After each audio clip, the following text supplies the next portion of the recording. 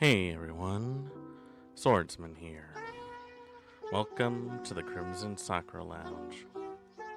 Come on in, my dear friends. There's a chair and a drink waiting for you. So, once again, I'm sorry for being late, but well, this morning was a bit of a slow start, so to speak.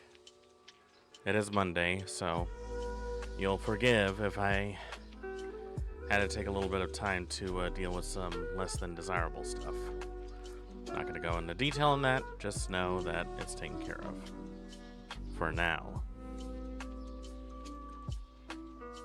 More to the point, though.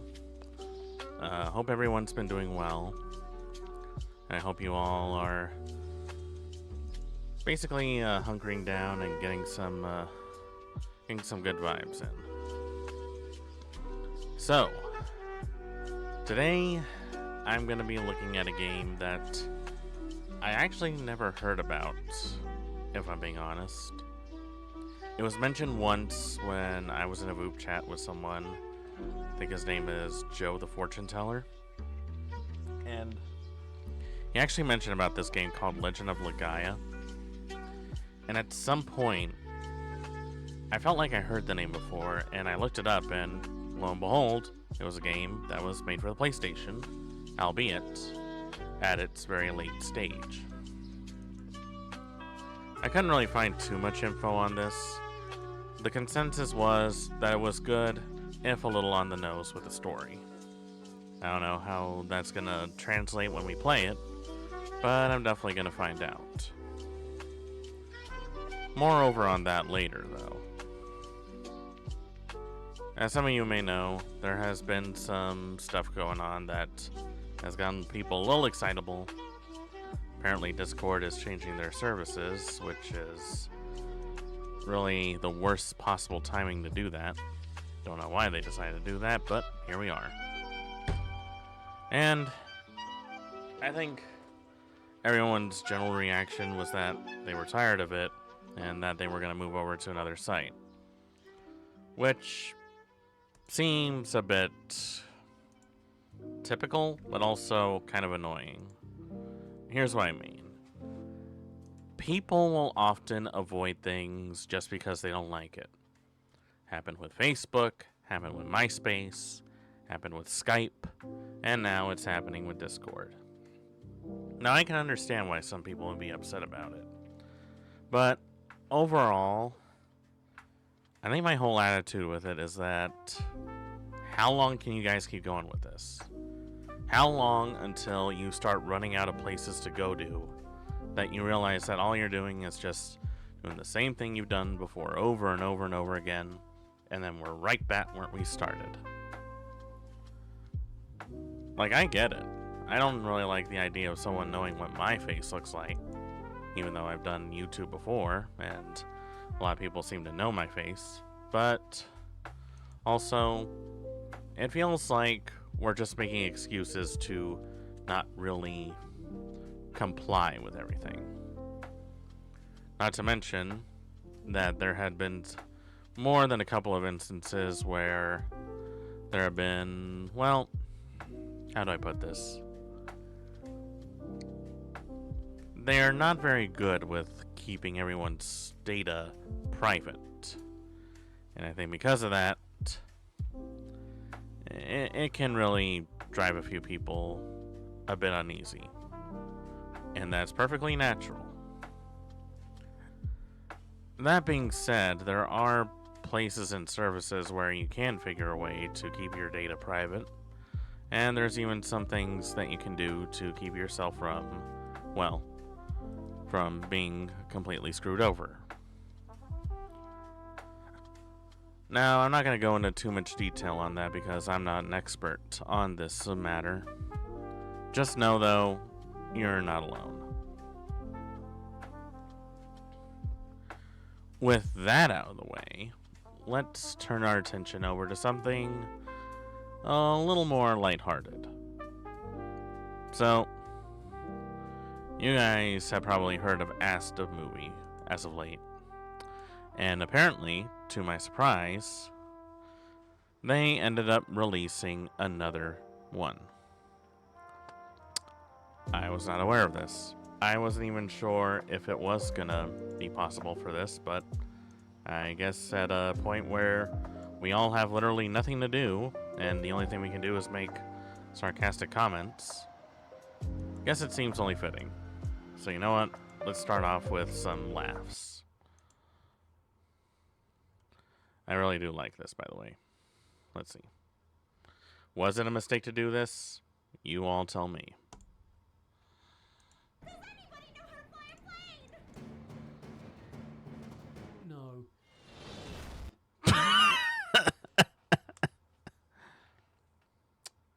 Yeah, that would be me if that ever happened in a plane.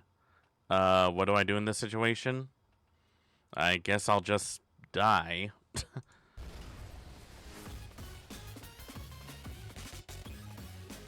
Find it funny they do it this late.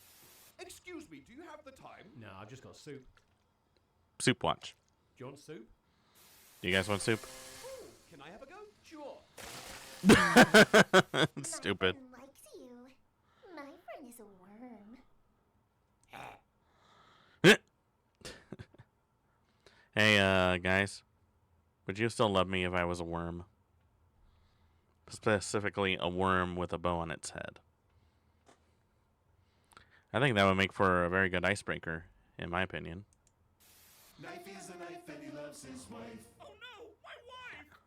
I think he loves his wife too much. Come here often. Yes, because I'm an alcoholic. I don't want to be dead anymore. That's better. That's better. Mother, I'm not a child anymore. I'm 32 sausages. Huh? Oh my god, these sausages. Officer, Dad? Hey, Dad! Most accurate depiction of cops. And now, Secret Horse. Ah, it's one of them Uma Musumes. Gold Chip is trying to get out of training again. I'm afraid. Yeah. Oh, I'm afraid. me. I think it's haunted. There. Bleh. Steel cheese, you can't catch me. They got him. Steve. Steve. Steve. Steve. What? Boat. Boat. One hot dog with no frogs. Frogs? I said no frogs! Knife He is doesn't a want knife and Koki. he loves his wife. Oh no, my second wife! Wife. Hello, man who sometimes turns into a train. Hello.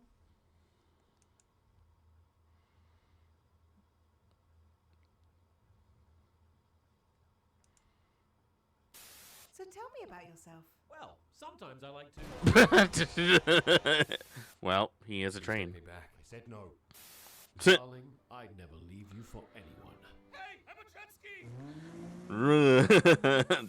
Okay, Someone bye. there? No. No. I'm gonna go put on something more comfortable. Just as long as it isn't the fish hat again. Yay. Hey, Jimmy, how's your wife? She's long. Please kill me. That's an awesome one. Loves his wife. Oh no, my third wife! She's cheating on me! Aw, that's not nice. Oh, what's that? A new version of our card game Muffin Time with 50 new cards that's available right now in Target? Yes. Yes, it is. That's fun. Very fun. Help, he's dying! Let me try something. Well, Doctor? I'm not a doctor. I mean, he never said he was a doctor. Oh, hey, Rem is, Don't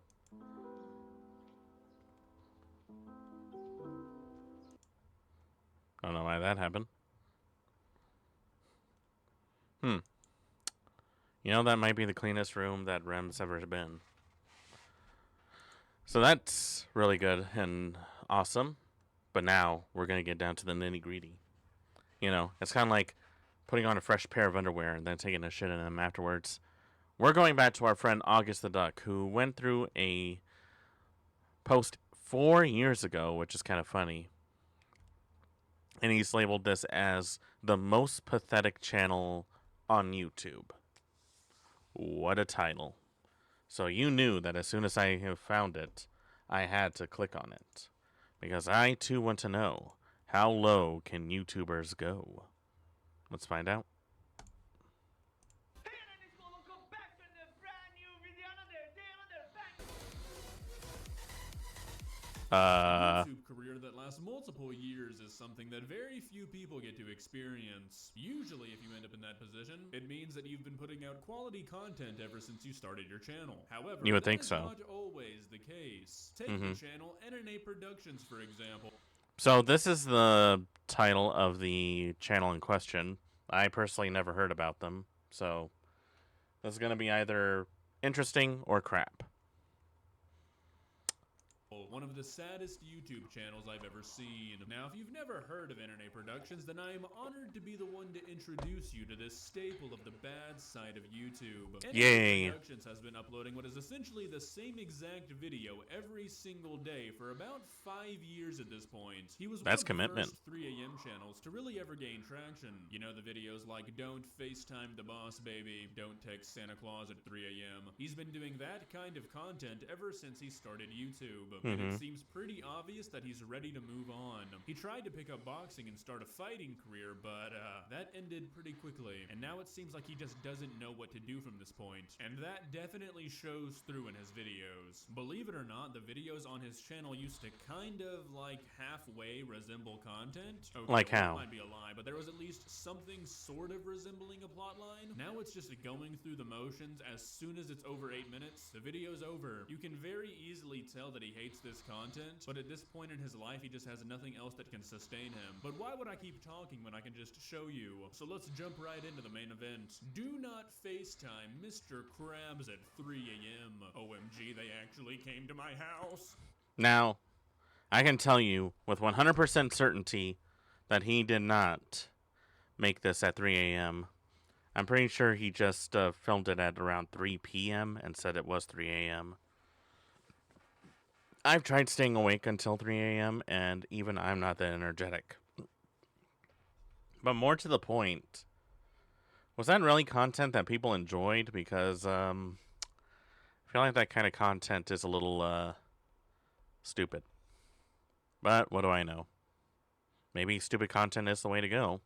And it must have done some kind of thing because he's got over 74,000 views. So obviously whatever he's doing is he's doing right. But when he mentions that you can tell that he hates what he's doing, I think that really shows in a number of content creators. People can immediately tell when you're having fun. And when you're not, well, it can definitely show in your content. I guess he's at a point where he doesn't know where he wants to do or how he wants to do this, but who knows what that's going to be like. This is not going to be fun, is it? Please subscribe. Wanna Please join subscribe. my free gift cards giveaway? Subscribe to my channel, like the video, Uh-huh. turn notifications on, and finally, tell me Oh, and he uses vidIQ. subscribe. Nice. So this guy has over 3 million subscribers now, but when he made this clip, he had like 160,000. That's how like long he's pretty been running impressive this still, giveaway though. scam. He's never given away a gift card, yet this has been his intro ever since he started YouTube. That's that Wow. quality YouTube moderation for you. Jesus. Yeah. you saw that, What? Right? He just said banger while dabbing. That's how long it's been since this guy has updated his Banger and then a dab. What's going on with my hair? So guys, Blech. on What's tonight's going on with my video, hair? I have an extremely insane video, right guys, and it's about Mr. Krabs. So guys, on tonight's video, I'm gonna be FaceTiming Mr. Wow, this Krabs, is something. at 3 Hold on, I need a in the drink. morning and see what is going to happen, alright guys? The Krusty Krab, Mr. Krabs, I'm gonna be FaceTiming him, alright guys? Hey, guys, do y'all know who he's FaceTiming? I haven't quite caught it yet. I mean, he looks really nice, right? But guys, at 3 a.m. in the morning, he turns into a monster and he looks extremely scary, alright? Because my friend FaceTimed him at 3 a.m. in the morning and he said Mr. Krabs looks like a monster, which is the scariest thing ever, right guys? I mean, we have SpongeBob, Squidward, the little one, I have no idea. It's a little pickle. I have no idea what's there. Plankton. Is that Plankton? Yeah. And we got Patrick, which is right behind me, alright? Because that's why I'm kind of scared having them right over there. Because it's 3 a.m. in the morning. So come on, guys. Right now, let's just stop messing around and FaceTime Mr. Krabs and see what is going to happen, alright, guys? But before this video starts, Wait, what? Has the video not started yet? We're like 3 minutes in. You've said like 3,000 words. How has the video not begun? you guys know what to do. Go over right now and smash the Well, like looks like I didn't miss with any your explosions. pinky finger and subscribe to the channel if you are new here and turn post notifications to Also, we had nothing to drink. guys. And before You know what time it is? I am you. What? Yeah, I don't know what's happening either. I thought we were gonna be That's FaceTiming just so Mr. random. Krabs. This guy's the master of padding runtime. He says everything with such conviction that I don't even question it. It's time for the dance party? Okay. If you say so. Yo, by the way, guys, it took a really long time to actually find his number. Oh, I found it. Come on. Yo, can I FaceTiming him right now? Yo, he answered. Hello? Okay, you can tell that is a recording. Mr. Krabs? Hello? Hello. This goes on for quite some time. Oh boy, that is crazy. Hey, Mr. Krabs, is that... Uh. No, I don't want your burger right now. Uh-huh. What is your secret formula?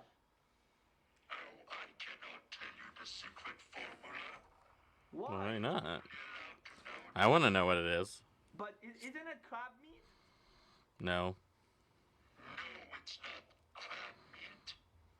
What is it? I don't know. I feel like you're hiding something. I feel like you're hiding something. Why are you laughing? Okay, so this also goes on for quite some time, but I promise you, you just witnessed the entire conversation. They just have that same conversation about 7 times. Wow, that is so crazy. 7 times the same conversation. That is quite the content, guys. What do you mean you're on your way? What do you mean you're on your way? Wait, what? You're not allowed to come here, Mr. Krabs. I don't want your burger. Hello? Hello? Wait, did you just hang up? Hello? Hello? He said he's on his way to my house right now with a burger. And I told him With I a don't burger. want it. Yo, what should I do right now, guys? I'm really scared. You know, Cry. honestly, Mr. Krabs seemed pretty nice through that entire encounter. I don't see why you'd be afraid of him. He's even bringing you free food. I mean, that's quite courteous if you ask me. Oh my god, what if he's actually on his way right now? Ding dong. Wait, Yeah. someone just rang the doorbell. Oh my god, what do we do? Yo, should we go and open the door?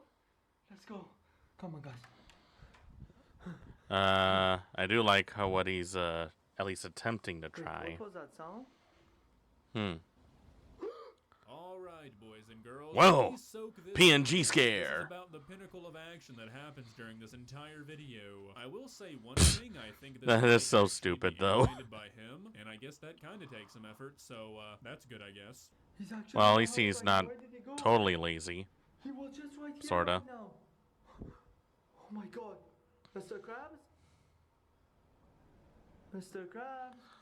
Uh-huh. Wait, I hear them there. Hey, Oh SpongeBob. my god. SpongeBob. Oh, SpongeBob. What are you What doing happened? Did they try to renew you Where for is Mr. another Krabs? season? Oh, there he Oh my is. god.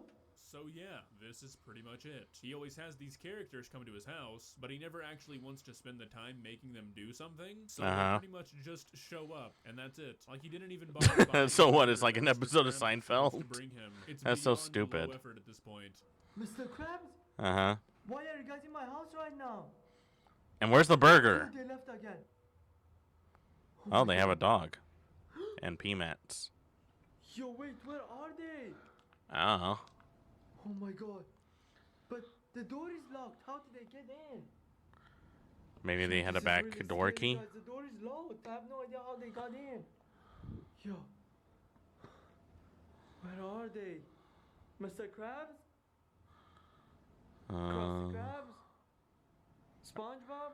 Are you starting to see what I mean about how he doesn't really have the passion for these videos anymore? I mean, it honestly Yeah, seems like I he just noticed hits now. record and then starts talking about things he sees. Oh, the door's locked? Oh, damn, forgot to unlock it to give them a way in. I'll just run with it. Hey guys, if I narrated Restaurants, everything I do, whatever, would no you find care. that I mean, I entertaining? would be surprised if these videos take over 20 minutes to make. They are actually That- in my house. Like the most minimal effort Oh possible. my god. Yo, why am I shaking? They are actually in my house right now. And I locked all the doors. We need to end it right over here. This is creepy. Oh my god, guys, you have no idea what is happening right now. Mr. Krabs. Jesus, and he's SpongeBob talking is at out like there 5 right now, and miles this a is the second. scariest thing ever. And look who's behind me. I'm actually really scared of him as well right now, alright, guys? After seeing Patrick won't do anything. He's a chill guy most of the time. Right over here, right, guys? Because this is like so insane. Alright, guys, go down right now and smash. Yeah, that is all the video Wow. was. After talking for about 4 minutes straight, you know, like and subscribe, enter my fake gift card giveaway, let's have a dance party. He walked around his house for about 2 minutes, and then the video's over. That's all his videos are anymore. The absolute bare minimum. I honestly don't see It's actually how this guy's impressive. still pulling in thousands of views. This can't be entertaining even to children. Well, It probably there you have isn't. One of the saddest channels on YouTube. I mean, on one hand, it's almost nostalgic to see these guys still going. I mean, this era of YouTube is such a staple of internet culture. It was like the Darman of 2016 and 2017. If you wanted to get famous on YouTube quick, you made 3 a.m. videos. That's just what you did. It was literally what everybody was doing. Is that what it and takes? People found it just as stupid back then as they do now. But for some reason, they just blew up everywhere. Kind of like Darman. Kids really drive this platform when you start to look at it. If you enjoyed this... It really does. Also, I have no idea who Darman is. I never really cared enough to know what he does. I know that he is very controversial most of the time. And I know he doesn't really have the best reception to a lot of people. But overall, I have no idea who the hell he is. And quite frankly, I don't care enough to know what he is. Apparently, he showed up in the Super Bowl for some reason, which I have no idea what that's about. But there's a reason why I played this video, guys. Because August the Duck actually just released a new video 2 hours ago about the alpha male TikToker who is afraid to poop. Let me say that one more time. This alpha male TikToker is saying that you should never poop ever again. I mean, I've heard the rumors that women don't poop, and I have a feeling that might be true because I never see them go to the bathroom to poop. But I never heard about this. So we're going to take a look at this because this seems silly. Weak men run to the bathroom every 15-20 minutes. I get a little nervous, I gotta go take a crap. There is no scenario in any way, shape, or form that your woman should be driving you around. Don't tell me that you're drunk. Yeah, I don't know what to think about this either. Also, it's cut off a little bit in the top. I don't know if I should show that, but it says, me showing the cop this TikTok after I blow a 38. I don't know if that means if he shot a 38 or if he blew up a 38. But, yeah. I have no idea what to make of this. When I ask you what makes a strong man, what's the first thing that comes to your mind? I'll give you a second, really think about it. Okay, your time's up. Don't worry, I don't need to actually hear your answer because then it's wrong. Because I know, in my heart, that the true measure of a man is whether or not he gets all of his life advice and rules on being a man in the modern world from a guy on TikTok. If some other dude isn't telling you what to do 24/7, are you really a man, lady? You know what? He has a point. Guys, how can you call yourself a man if you don't let another man boss you around all the time, telling you what kind of decisions you need to make and how you should live your life? Can you really call yourself a man if you don't do those things? Personally, I don't care about this whole alpha male lifestyle, but I just find so many videos that are so hilarious about these guys who think that the worth of someone else is doing these certain things when, you know, it shouldn't really take much to build confidence. I know, hot take, but that's just me. Ladies and gentlemen, I am happy to announce, with like 92% certainty, that the existence of internet alpha males is funny again. Now I say this because these dorks have been around forever, but for the longest time it was just channels like Alpha M who, while I don't think they were trying Alpha to do M, I remember that. they were just constantly giving out the worst, most dude bro advice possible, and it didn't take long for 99% of the population to not take anything that they said seriously. So it became like an inside joke and it was just funny. But then, through a series of events, we found ourselves in like the Andrew Tate manosphere era, where suddenly these dudes... Is Andrew Tate even still like a thing? 10 times more stupid and 10 times more dangerous. I don't even know about him probably anymore. Not have been that big of a deal if nobody was taking them seriously still, but the kicker was that people were now taking them 10 times more seriously. So we just ended up with like 2 years of the most backwards, misogynistic people being like the top influencers of the... Guys, don't ever go to TikTok. Don't even go on the internet. Why don't you actually just go outside and interact with humanity? I guarantee you, with 100% certainty, when you come back here, you will feel so much better than if you just spent your entire day doom scrolling on TikTok. That's my pep talk. World. But then, you know, those 2 years passed. The 14-year-olds who made up their audience got a little bit more frontal lobe development and realized, oh, this is kind of stupid. They all seem to lose their following What the overnight. fuck is and now this guy? Thurs out there. Okay, hold on. I know I keep pausing, but how many of you dance around with a jig while you're pushing a baby stroller while listening to your iPhone and carrying a coffee like that? It's like, boom. It's like, what are we doing, guys? Is this how we live now?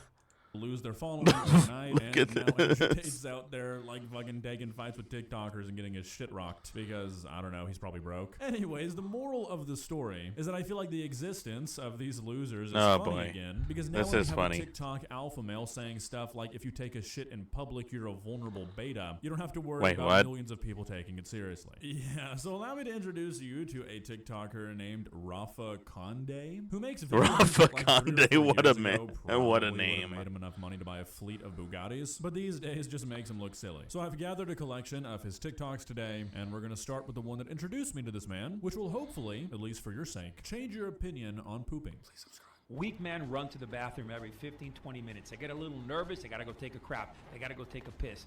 And when you walk into a public restroom and you see a guy taking a crap, you know, that's embarrassing. I got to tell you, this is the most vulnerable position a man is ever going to be in. Taking a crap. Anyone can open the door, stab you in the f***ing neck with a knife. Think about that for a moment. All right, so Wait, like I said, what? this is the video. I'm sorry, sir. Do you live in Detroit? Is that why you're afraid of taking a poop in a public bathroom? Guys, don't go to a public restroom. Someone could probably kick down the door and blow you into bits with a bazooka. Like, what is this? Guys, what are we doing? What are we doing with our lives? Introduced me to Rafa. Apologies for the shitty quality. This is the only version of the video I could find. I guess he deleted the original because he realized Of course he did. Giving out for free. But personally, I have some issues with this claim for a lot of reasons. First off, if you're out taking a shit in public and you're thinking about somebody breaking down the door and stabbing you in the neck, I think you've got some shit you need to work out in your free time. No That's kidding. Not a normal thought to That's have. not. Also, No, it's not. counter-argument, I disagree that this is the most vulnerable position a man can be in. I can think of many far more vulnerable positions. At least sitting on a toilet, you've got your eyes in front of you. I'd imagine something like face down, ass up is far more vulnerable. Also, the yeah, that would be more makes you vulnerable. a weak man. Yeah, these guys need serious help. You're a weak man if you let your woman drive you around. There is no scenario in any way, shape, or form where if you are a capable man, a man with the ability to drive, that your woman should be driving you around. Don't tell me you're tired. Don't tell me that you're drunk. You heard it here first, folks. Rafa What? told you how it is. You might as well just be a woman if you don't want to drive home drunk and kill yourself or another family Oh on the my road. God, Are you really what even is a this? leader or a protector This if you is don't so tell your stupid. stupid wife to give you the keys so you can go drive off a bridge? I mean, seriously, can these guys just not hear themselves? Saying that men need to be protectors and leaders of their family, while at the same time telling them that being drunk is not an excuse to not want to drive your family around, might be the dumbest shit I've ever heard a human being. You know, the moment someone gives you the advice that you shouldn't make the excuse of being drunk as a reason not to drive, that you should drive, you probably shouldn't listen to that person. Just saying.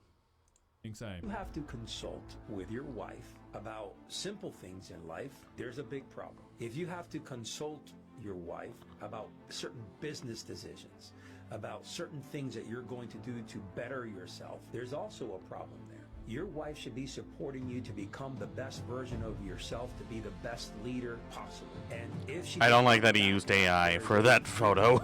I swear to God, all these fucking losers are just chasing the high of being picked as like the kickball team captain in 3rd grade. They're always No talking kidding. about being leaders, being this, being that. Dude, you have a fucking podcast and a TikTok channel. Like, what are you talking about? What are you? What are you even They talk to saying, their wife sir? about What anything part of that this they're is weak losers sane? and they're bad leaders. Hey, honey, I'm gonna buy a new house, and if you say no, we're getting a divorce. Like, what the fuck are you talking about, dude? I'm usually in the front of Look, here's the thing, though, guys.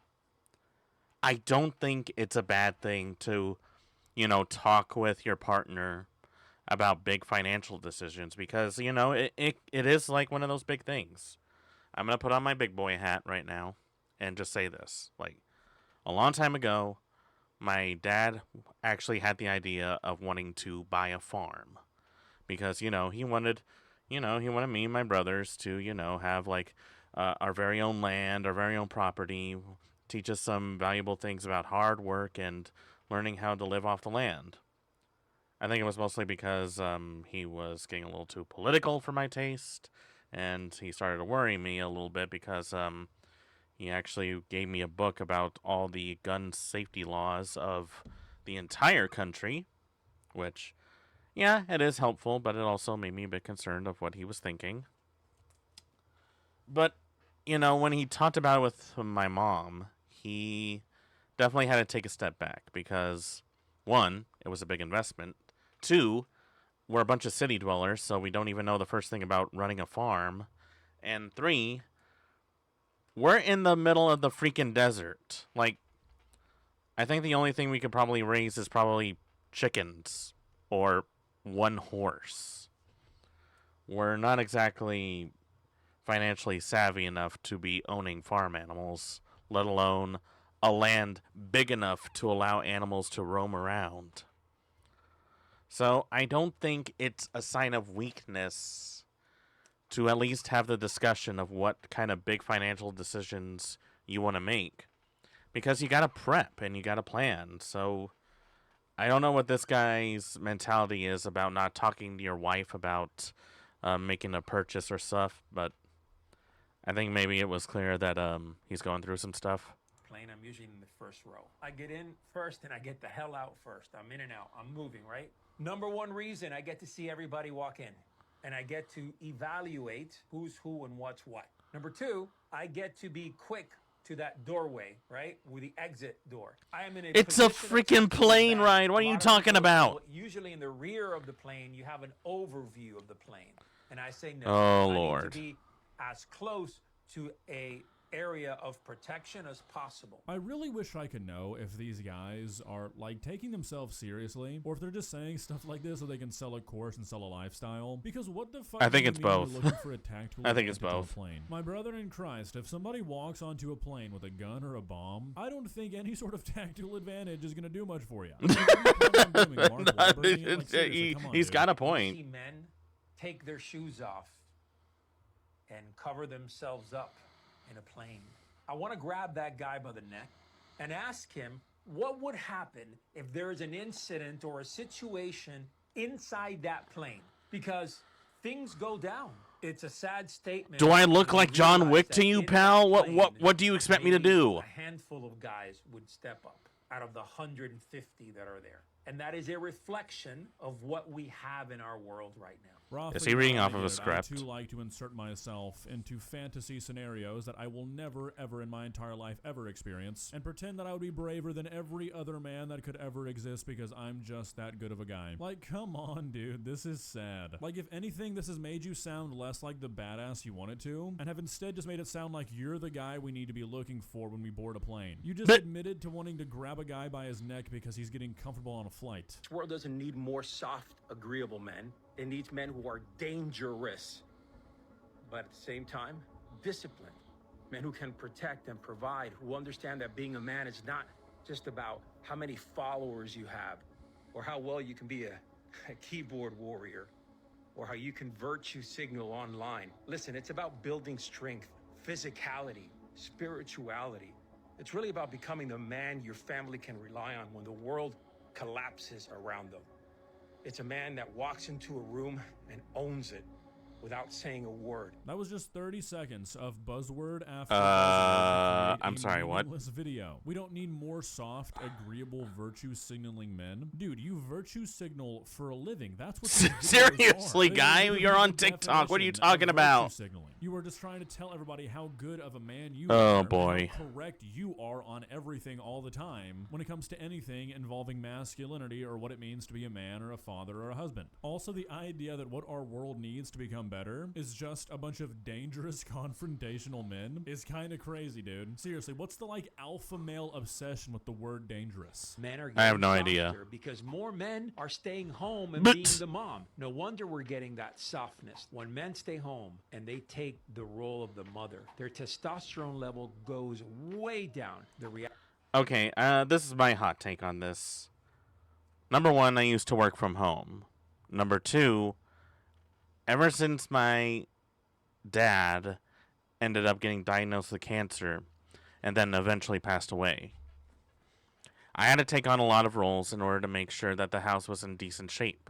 I cook, I do the dishes, I clean the house, I take care of the dogs, I make sure all the laundry's put away, I mop the floors, I painted the entire house, even though my mom told me that it was no big deal. I did all of that. I had no one telling me what to do about that. The idea that someone tells you that being a stay-at-home dad is a bad thing, I kind of want to.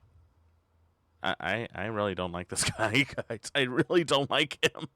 I don't know what it's about him. He's just so off-putting to me. And you can clearly see that he's trying to look like Andrew Tate, but more healthy, I guess. Reality is that we need stronger men in our society, more masculine men that are going to be strong leaders, strong fathers, strong husbands. Yes, we need these men, but they cannot be the nurturers at home. Women need to step up to their rightful place as the nurturers and the peacemakers at home. The women should be the ones raising your children. If we change that, Oh, if we make boy. that Okay, dynamic here we shift, go. You're going to start seeing masculinity skyrocket in our society. Okay, so just to make a point, I'm going to indulge in the nonsense that these guys are always spewing about how men are getting softer, it's ruining society. The idea that dudes like this, these alpha male TikTokers and influencers, somehow have convinced themselves Oh, it's a that they clown. aren't part of that problem is fucking hilarious to me. Brother, you make TikTok videos for a living. You think you're hard? You really think that if we're facing this like soft man epidemic that you wouldn't be grouped in there? You make videos for a living. You basically He's a spend your hypocrite. days He's a gossiping freaking about hypocrite. Other dudes and complaining about men. We basically have the same fucking job, and I'll tell you, it's not a hard one. So it's just laughable to me that these guys sit there making TikTok content all day and then turn around and say men taking care of their children all day long are just pussies. They should be doing real hard work like uploading to TikTok 4 times a day. It's like, shut the fuck up. A single stay-at-home Seriously. parent is providing 10 times the value to the world that 100 fucking alpha male TikTokers ever could. Well, guys, what are your thoughts? Like I said, I can't take dudes like this seriously, and it's even harder to take them seriously not knowing like how they take themselves seriously. Like, part of me really wants to think that this is a joke, and they're aware of how it looks, they're aware of what they're doing, but they're just playing into it because it makes them money. Because like, surely nobody really believes this shit. Surely nobody operates day to day. Surely no It one just believes seems this. Unbelievable. However, I say that, and like I said, this kind of shit ran the internet for like 2 years, so I guess people really do buy into it. But like, surely at this point you've got to realize that that time has kind of passed. Like, if you didn't cash in on doing this in like 2021, 2022, it's time to cut your losses. So that'll probably be viewed as too weak though. So I'm sure these guys will stick around for far longer than anybody wants them to. Yippee. See ya. You know, maybe it's a good thing that I'm not famous, because I think I would let that kind of fame go into my head. You know what?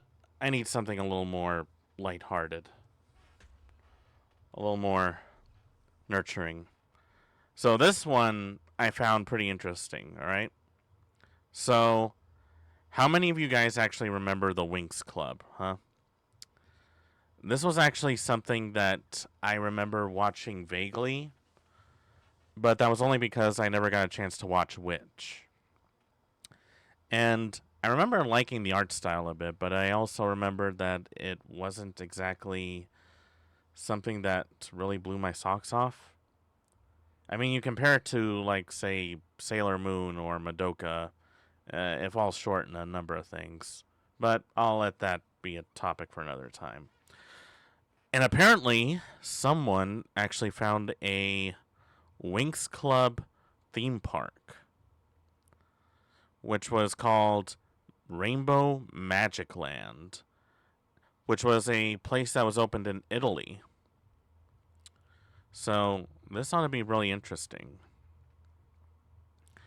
I gotta tell you, it's been a while since I've actually watched Winx Club, and I don't know if I'll ever have the time to look into it again.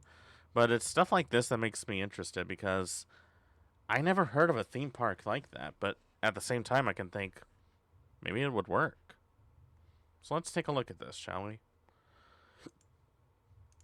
It was in 2005 or 2006 to a journalist like you, and they asked me what would be your biggest dream for your character in the next few years. And I say I would like to have them in a kind of Rainbow Land, a theme park in Rome. Oh, wow. That's actually kind of cool. Oh, it's abandoned now, though. Still, kind of neat.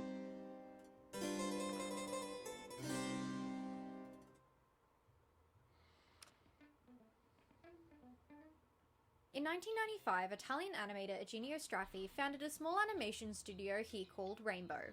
In its early years, the company kept the lights on by completing commission work for larger, more established productions until in the early 2000s they began to secure just enough funds to create the first of their original works, including the CD-ROM turned animated series Tommy and Oscar and later the series Prezzemolo. And Oh, I remember those. Almost always well received. Oh, wow. None of them really became big enough to truly I think this give girl Rainbow may be a Studios super their fan. breakthrough, until in 2004 when everything changed.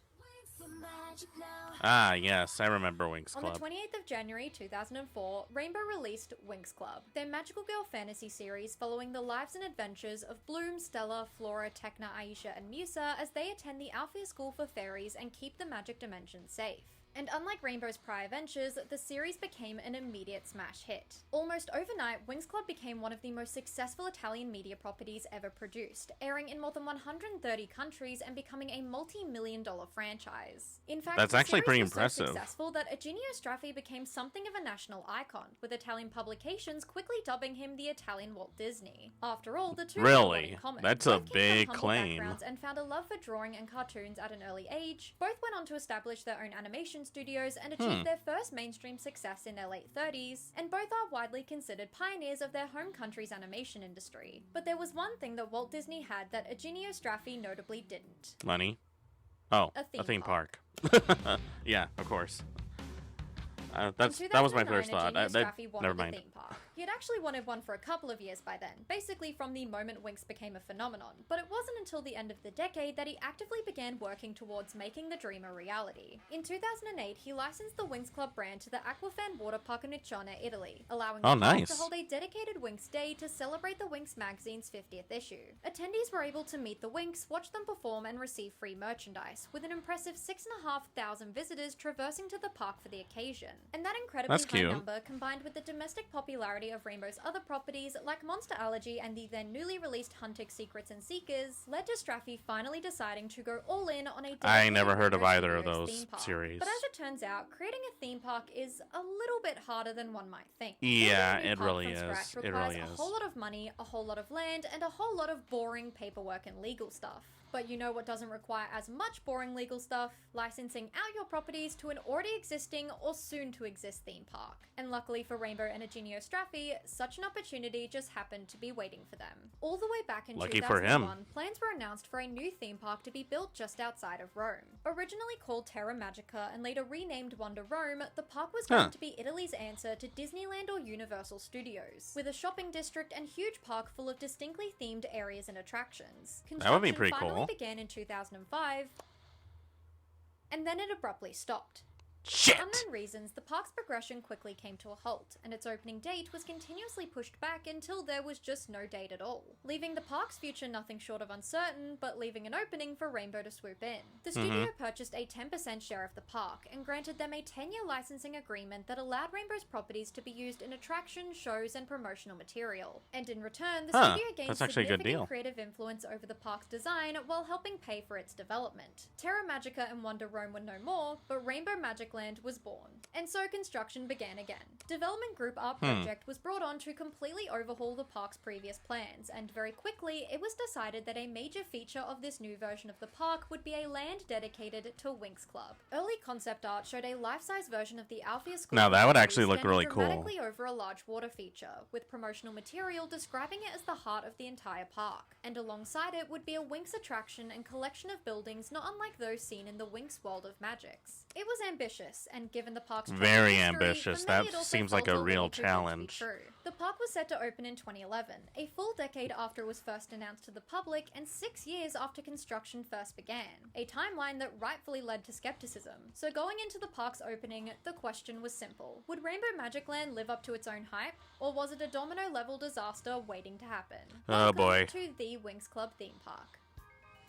2011. Rainbow Magicland was officially inaugurated on the 25th of May 2011, and although the park wouldn't officially open its doors to the public until the next day, the inauguration ceremony still gave excited fans a taste of what was to come. Attended by Eugenio Straffi, park officials and politicians, the ceremony featured a performance by the park's newly assembled entertainment team, which notably Really included nice. 6 face characters of Wow, the those Winx. costumes They actually wore look really never-before good. seen Believix costumes, coinciding with the then most recent Season 4, and performed a selection of songs from both the Magicland original soundtrack and the Winx show. The performance was relatively short, but more importantly, as it came to its close, a very Italian ribbon was cut, and after nearly a decade of development hell, Rainbow Magicland was officially open for business. Success! So let's go back in time to a day at Rainbow Magicland in 2011. As guests entered through the park's large decorative gates, they were led into a Main Street style avenue This is lined so with shops, cool. restaurants, Look and at themed this. buildings. Here, guests could buy their Rainbow Magicland merch or sit around small gardens to escape the heat, but further along, the street gradually widened, the surrounding structures fell away, and the path opened up to reveal a massive artificial lake. It's at the end of huge. which stood a life-size recreation of the Althea School for Fairies. The concept art come to life.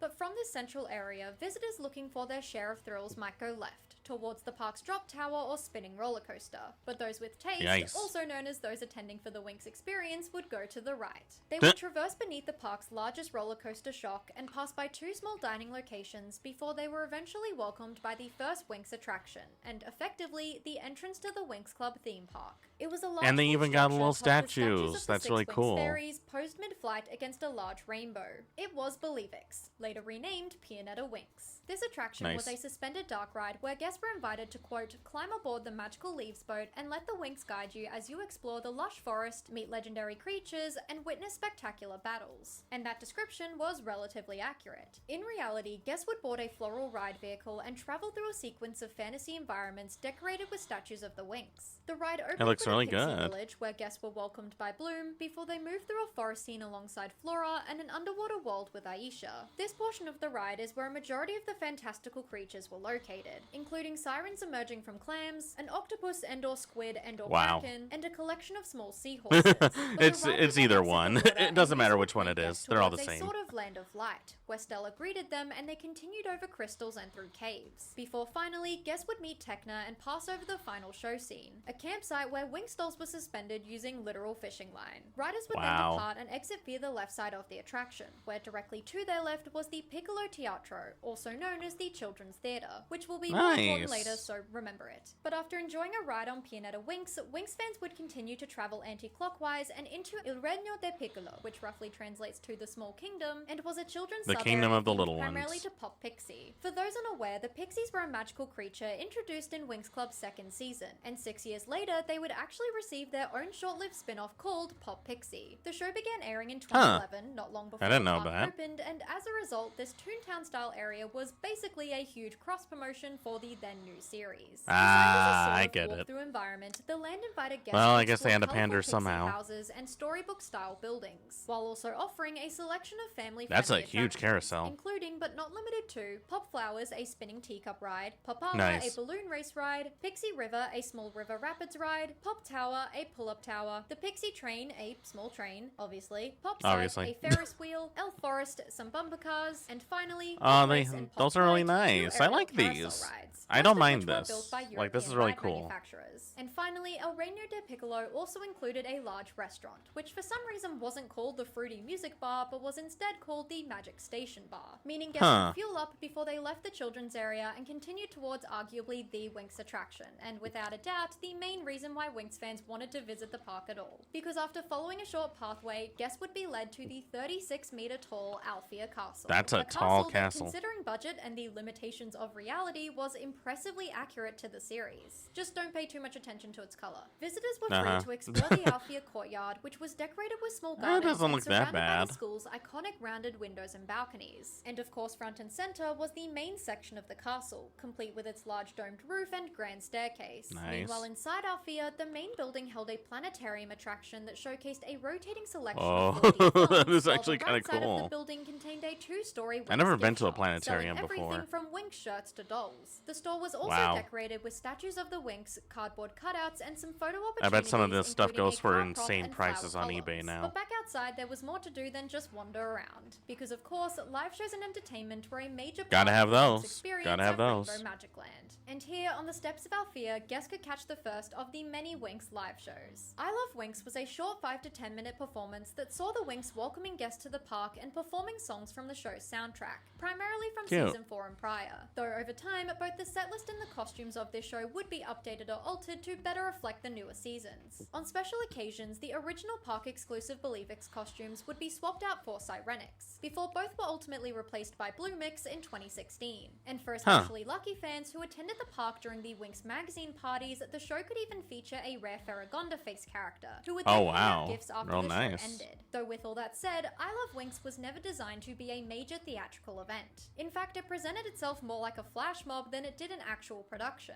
So for fans looking for something more, Rainbow Magic Land's main Winx live show was Winx's Magic or Winx Live, a daily show that was performed at the Piccolo Theatre, also known as the theatre I told Caesar. you to remember earlier. Did you remember it? This show was described by the theme park as an episode of Winx Club come to life, with the Winx singing, dancing, and fighting off the wizards of the Black Circle. Although the last was Cute. through a screen, the wizards weren't actually portrayed by live actors, which is unfortunate. That like is I very Love Winx, unfortunate. Over time, this show also went through a number of variations, including a Christmas version performed in the planetarium, Oh, a that summer is so festival adorable. version staged at the Bay Stage, and reportedly even a Halloween version in 2014, though no Wow. footage of that last one seems to exist. Damn it! Furthermore, I in would have loved to see 2015, that. Winx Live was also updated to match the then current era of the series, with the Wizards of the Black Circle storyline being dropped and the Winx appearing in Bluemix and Season 7 outfits. And finally, during special cute. occasions and when there was high demand, the Gran Teatro, which was typically reserved for large-scale performances like Aladdin and Romeo and Juliet, would be used for Winx in concert. This was another showcase of Winx kinda songs, nice. but with props, backup dancers, and a much more elaborate set. And Oh, in at this least is a one much bigger special set. performance, an appearance of the incredibly rare Winx in concert live costumes. Of course, Wow. though, theme park entertainment doesn't just include shows. Since the opening of Disneyland characters. in 1955, Gotta have walk-around characters. have become extremely popular all around Hey, the it's world. Batman, And depending on Scooby, who you ah, ask, it's a Beetlejuice, defining that looks element cool. of the theme Oh, park Curious experience. George.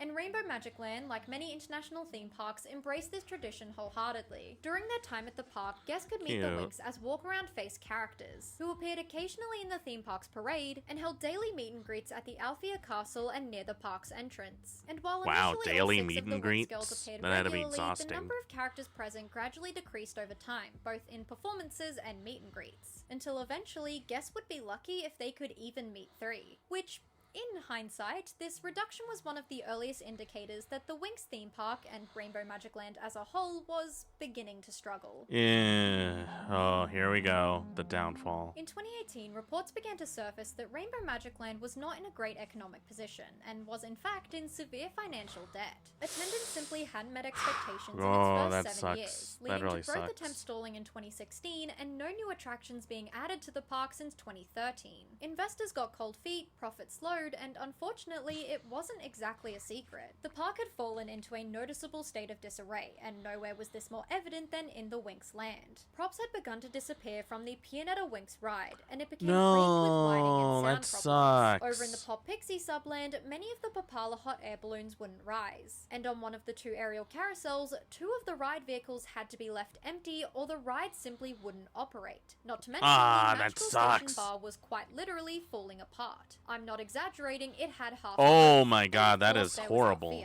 What was originally a beautiful and lively building had begun to peel and discolor. The towers had become overgrown with weeds, and the entire building had developed a thin layer of what was quickly identified as mold. Mold? Oh shit. No, that is awful. Inside Althea, by 2017, Flora had lost her hand, and the entire top floor of the building was completely blocked off. With much of the Winx merchandise being replaced with generic Rainbow Magic Land products, leaving the Winx store scarily empty. Simply put, the writing was on the wall, right next to the mold. Rainbow Magic Land couldn't afford or didn't want to afford upkeep of the park, especially the Winx land. Though they ran out of worth money. Acknowledging that at the same they couldn't time, keep Winx up with was it. Undeniably declining in popularity, with budget cuts negatively impacting season 7 and Nickelodeon all but abandoning the franchise. So it's certainly a damn you, Nickelodeon! Also played a role in the land's deterioration. But regardless, the Winx theme park's decline had reached a point of no return, and what followed felt almost inevitable.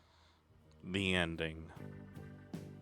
On the 21st of December 2018, it was officially announced that Rainbow Magic Land had been purchased by Pillarstone Italy, an investment firm specializing in distressed assets. And less than a year later, Pillarstone announced that they would be terminating the park's licensing agreement with Rainbow 2 years early. The park would be renamed just moments before Land, COVID. its logo would be redesigned, and by the 2020 season, all traces of Rainbow Studios properties, save for the Huntic 4D attraction, would be completely removed. Rainbow Magic Land was entering a new era, but Rainbow wouldn't be a part of it. The Pop Pixie Subland was the first to disappear, with almost every attraction in El Reino de Piccolo being either removed or stripped of its theming by April of 2019. The land would later reopen for the season as Tonga, a much smaller jungle-themed area with an additional large log flume. A few months later, Althea Castle was surrounded by construction fencing and fabric privacy screens, with only a narrow pathway left open to allow guests access to the planetarium. The once open courtyard where Winx shows and meet and greets had taken place for years was sealed off entirely, and by the start of the 2020 season, the transformation was complete. The Winx Club theme park was officially no more. Althea Castle had become Cosmo Academy, and Winx was rethemed into Gabaleno that's Time actually Machine, not bad. an entire themed land, once the heart of Rainbow Magic Land,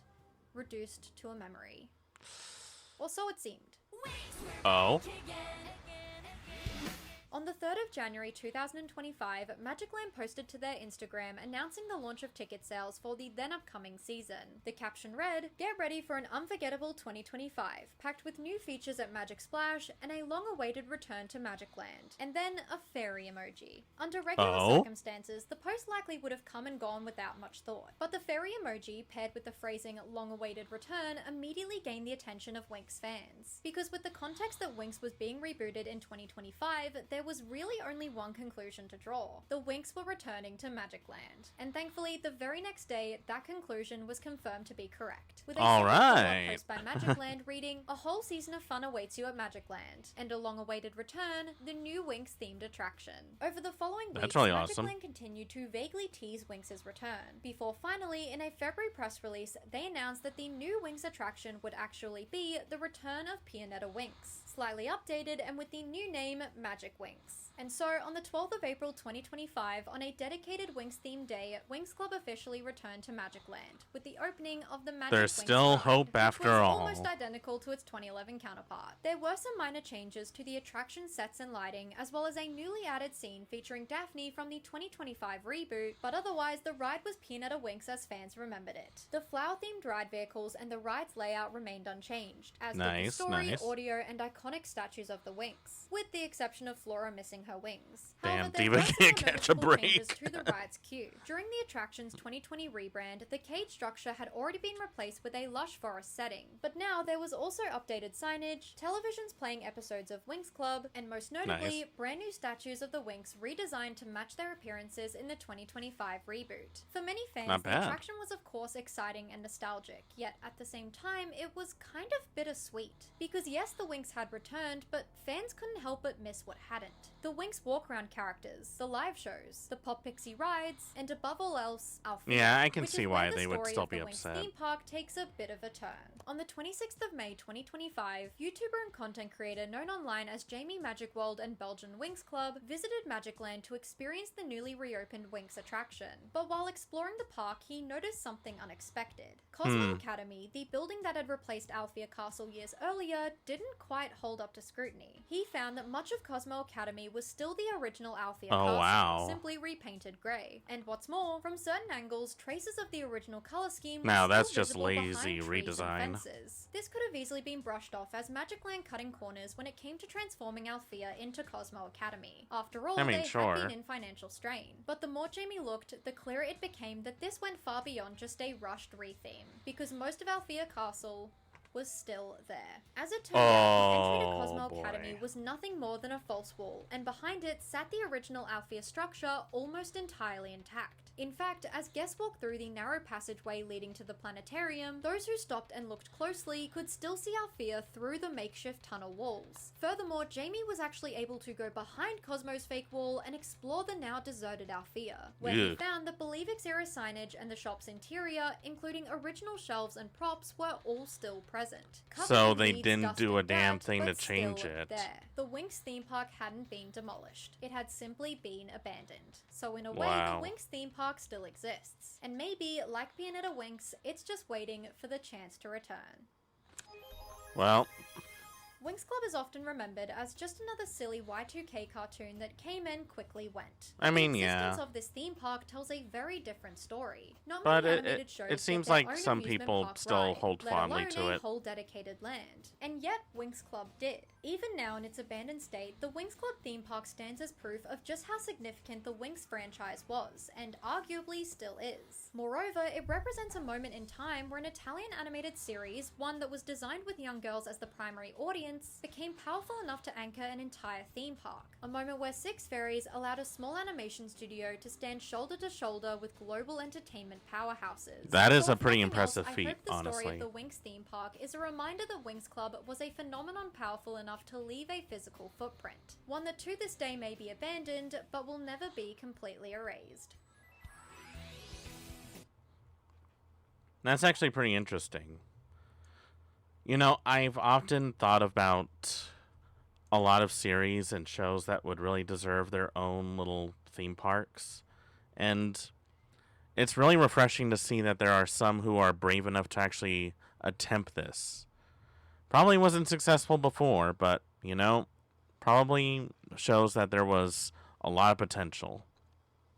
And I hope that this whole ordeal will get them inspired to continue this work, because I feel like it's always important to look back if you want to move forward.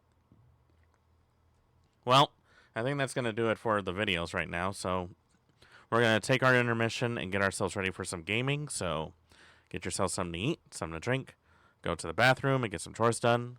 We'll be back in just a moment.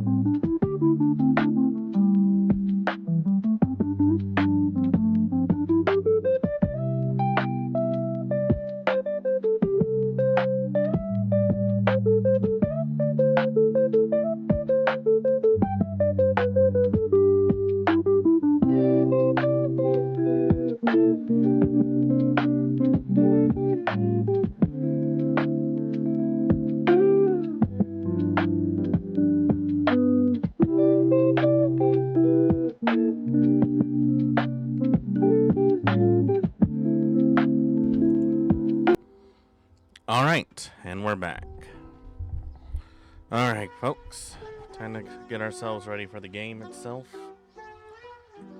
Like I mentioned before, I have never played this game before, so I have no idea what to expect. Could go either way, honestly. But we'll find out. We'll definitely find out. Also, if you're wondering, I'm still playing on a broken controller, so there's a chance that this might not even work well. But we'll find out. Like I said, we're more than ready to find out.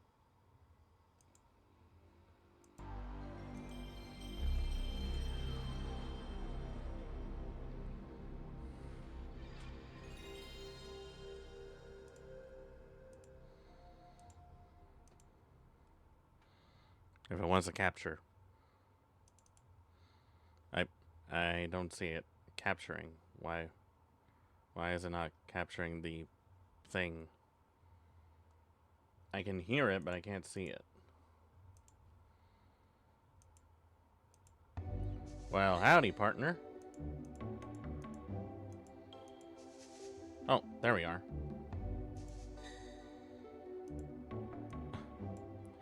Welcome on in. Happy post-Super Bowl day.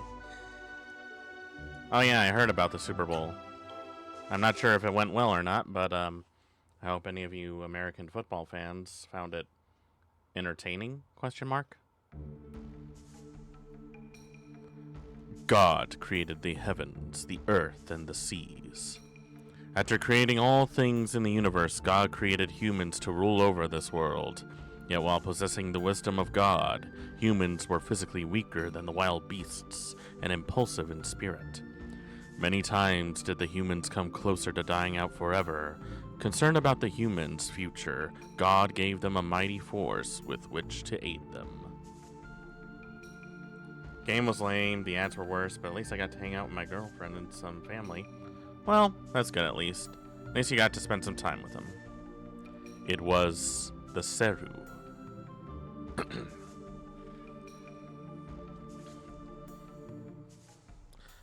Since the dawn of human memory, known as history, humans lived together with creatures known as Seru. The Seru lived together with the humans, always obeying them, making them the humans many times stronger than before. They did it because God. When not worn by a human, a Seru looks much like a stone figure. However, Legia is one of those games I heard about but never played. There were so many RPGs for the PS1. They really are, and this is a late one. So I really never got a chance to even give it a chance. Upon touching a human, a Seru changes forms that humans get secret abilities with. With a Seru, a human can lift objects heavier than itself and even fly in the air at will. So the Seru are basically their transformation. However, that era came to an end.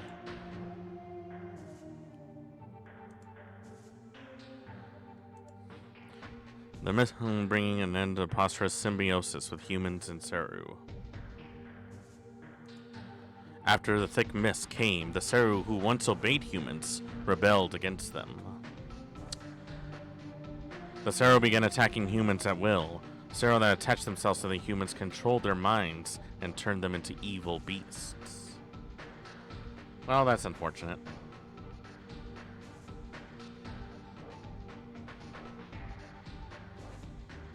As if forsaken by God, human civilization collapsed. It is the twilight of human civilization.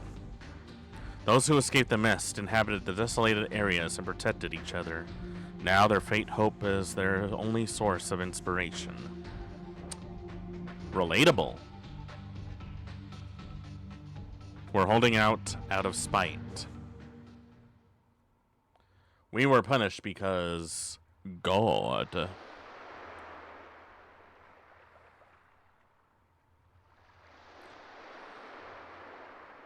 I don't know if asking God to give you magical beasts was a good idea, now that I think about it.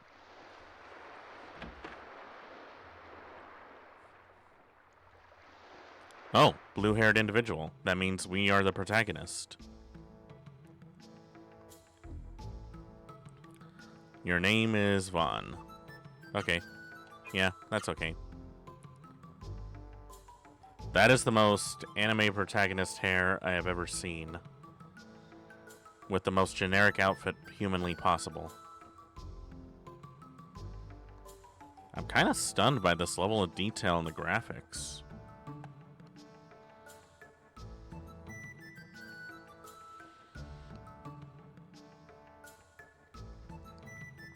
Oh, little girl, an old man. Vaughn, I knew you would be here. The mysterious Genesis tree. This is a soothing place. You always liked this tree. Tomorrow you will become a hunter, an adult. Were you praying for a successful hunt? Kinda. That is good. Then I, too, will pray for your success. Vaughn, I thought I would come here to cheer you up. But I guess that wasn't necessary. You will be a fine hunter. I'm counting on you from the bottom of my heart. Why'd you laugh like that?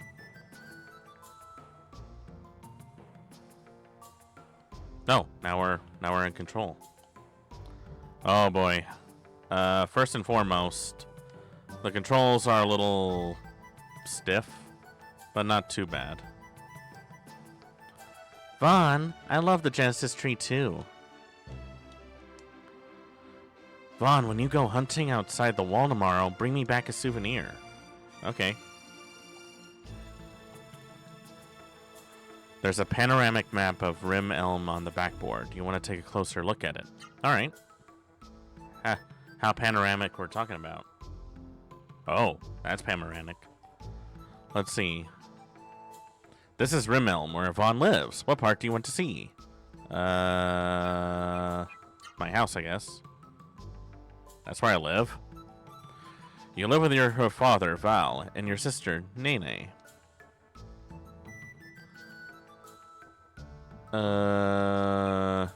Juno and May's house. It looks exactly like mine.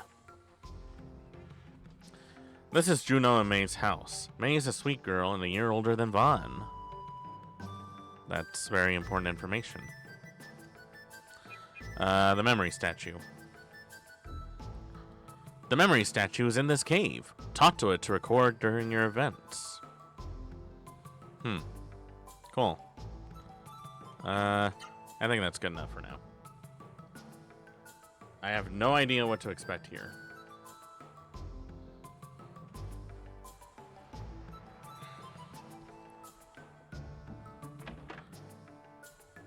Oh, here we go. Oh, pretty lady. Vaughn, I was looking for you, so you were praying at the Genesis tree. It's about the hunting clothes for you to wear tomorrow. What hunting clothes? You're terrible. I can't believe you forgot. I literally just got here. What do you expect from me? After all the trouble I went through making them for you to wear hunting tomorrow. I was joking. That's a mean joke. I was really angry for a minute. Anyway, I'm almost finished, but I have to check some measurements. So, can I measure you one more time? Alright, one more. Thanks, Vaughn. You're so kind. I'll be at your house waiting for you, so don't be too late.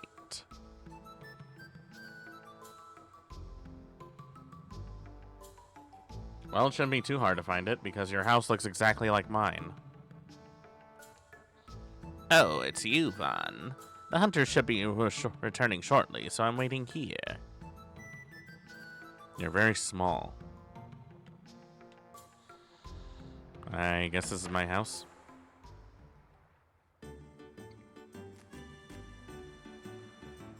It's getting late. What could he be doing? I'm sorry, May. That Vaughn. I wonder where he was wandering around. It's alright. My father hasn't come back from hunting today yet anyway. I should be the one making hunting clothes for my brother. Don't worry about it, Nene. I just wanted to help celebrate this special day for Vaughn. May? Can I ask you something? What is it? May, are you in love with my brother? That's a yes. That's a yes. That's a yes. Aha! I knew it! What took you so long? May has been waiting for you this whole time. You're always wandering around with your head in the clouds. Let's hurry up and take those measurements. Alright, hold still. I'll only take a minute. I knew it. You've gotten bigger since the last time I measured you. You're almost as big as my father. Maybe even bigger. It's amazing how quickly boys grow. Yeah, it always is amazing, but it also is a bit aggravating. Alright, I'm done. Thank you, Vaughn. Mr. Val, little Nene, if you'll excuse me, I'll be on my way. Thank you, May. Give my regards to Judah when he returns from the hunt. I will.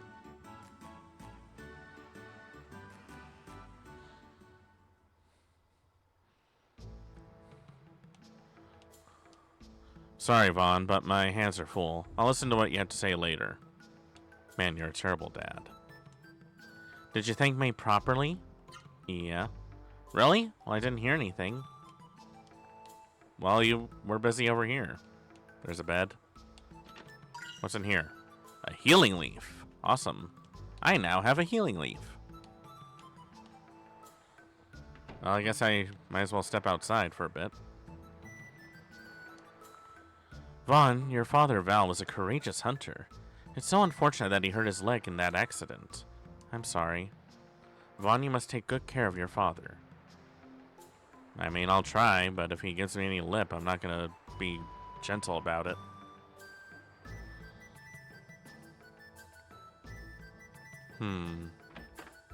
What's in here? Aww.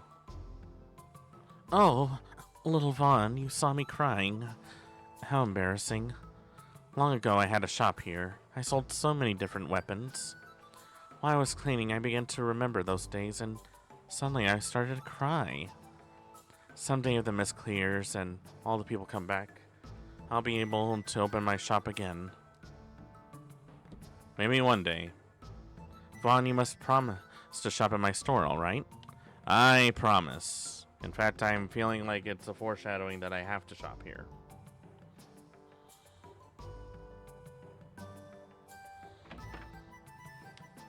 Anyone in here? Vaughn, so I hear you're going out hunting tomorrow. Yep. You seem happy about it. You're happy about going outside the village, aren't you? There's no one here but old people and kids. It's so boring here. Sounds like my kind of place that I want to avoid. Oh, Vaughn, will you listen to what a pathetic old man has to say? Alright. You will? I'm glad. You're such a good child, Vaughn. It's a story about something that happened many years ago when I was out in the hunt. We caught much game. I was in high spirits, so happy that I dropped my guard. Suddenly the winds changed directions, and the mist came. I thought we would escape, but it was too late. The Suru monsters came from the mist and attacked us. That's how I ended up like this. I survived, but I could never go out on the hunt again. Now listen, Vaughn. Never underestimate the mist. The mist is a terrifying thing. I've watched that movie, The Mist, so I would imagine it is terrifying.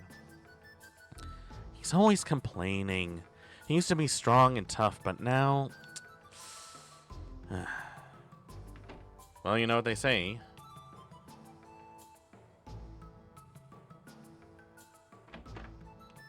I wonder if she's doing anything so far. What is it, Vaughn? Did you come to see how your hunting clothes are coming along? Yeah. You rascal. You can't wait to go hunting, can you? Don't worry. Your hunting clothes only need a little more mending. Well, I guess that's that. I have no idea what to do yet. No, don't get too close to the wall. Oh, fine. Well, I guess on that note, I suppose I have nothing else better to do. Nothing else better to do but to just wander around this place until I get bored. Ah, Vaughn, it's you. What do you want from an old man like me? Do you want me to ask me something? Sure. What do you want to ask me about? Tell me about the Seru. Seru. Seru are like living armor. When one is worn by a human, it becomes both weapon and tool. With the power of a Seru, a man could lift a stone larger than himself, run faster than a wolf. But the mist brought an end to the age of benevolent Seru. Seru became cursed and evil. Vaughn, never touch a Seru. The Seru are evil. Shall I tell you something else? That's good, thanks. Tomorrow you go out on a hunt. Watch out for the mist. Everyone's saying mist this, mist that. Mist. It's you, Vaughn. I'm glad you came. Tomorrow you become a hunter and must travel outside the village to hunt. As I'm sure I'm supposed to. I am sure you can take care of yourself, but do be very careful. I will. Hey, you got anything in here? Hey, another magic leaf. I now have 2 magic leaves. Okay, so that's the menu. Huh. It's actually not that different from another game I played before. I suppose a lot of these old PlayStation games have like the same sort of like formula or background on how they're supposed to play. Still, kind of odd. So how do I advance time? Be nice to me, okay? Oh, and if you get hungry, there should be something in the cupboard. Silence. So... what do I do? I feel like I've talked to just about everyone I could. I guess I'll go in here. Look, Vaughn, that is the memory statue. The memory statue will remember things for you. What you feel, what you experience with your body, everything. Talk to the memory statue and save important memories. Should I tell it about the time that I once got locked out of my own house and was left to die in the scorching heat? If so, then sure. Okay. Perfect. Well, that's that. So what do I do now? I guess I'll go back to the here again.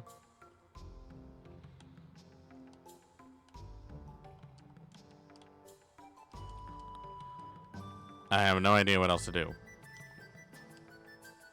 I feel like I've talked to just about everyone.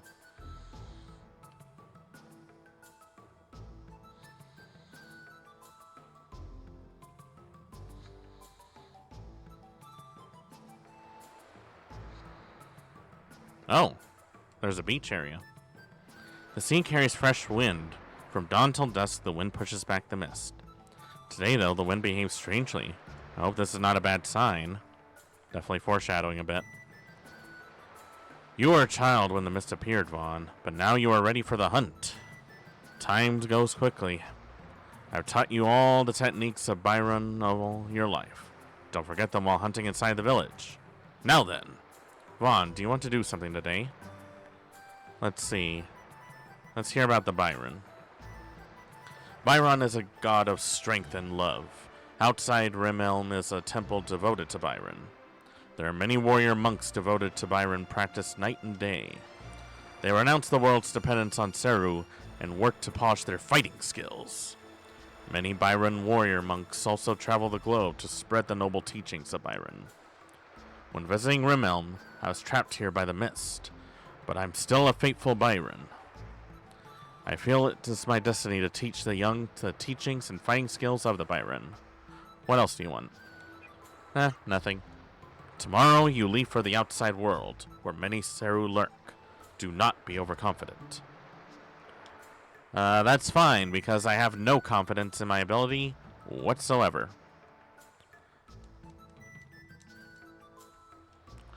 Now what? Hey, Vaughn, May's your girlfriend, right? Oh, what? You little devil, you're blushing. You're going on the hunt tomorrow with the adults.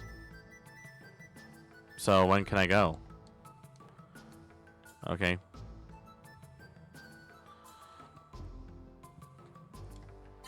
Is there a way for me to advance time or anything?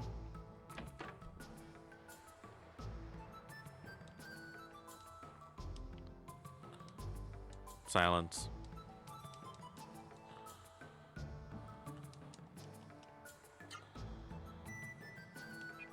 Yep, there's no way for me to advance time. Also, I really need to pee.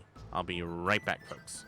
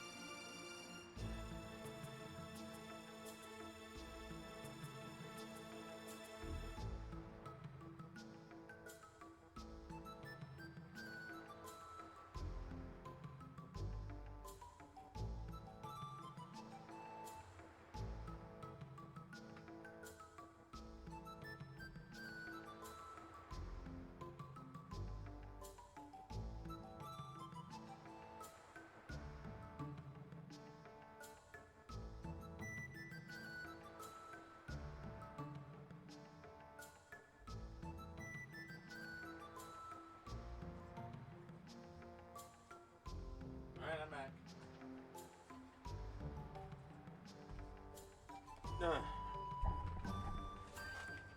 Alright. Perfect. Okay, well. I'm at a bit of a loss.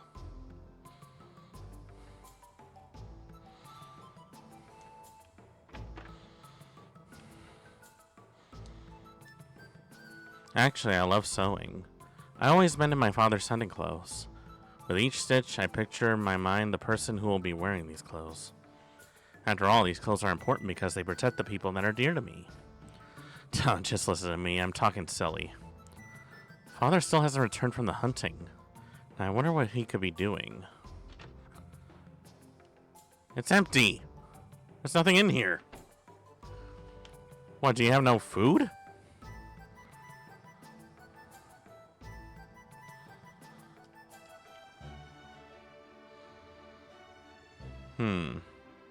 Maybe the elder knows something.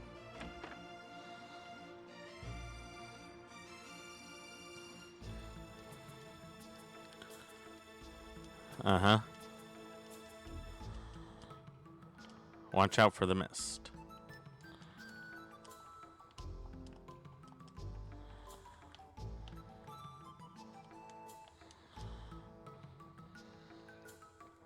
We got that.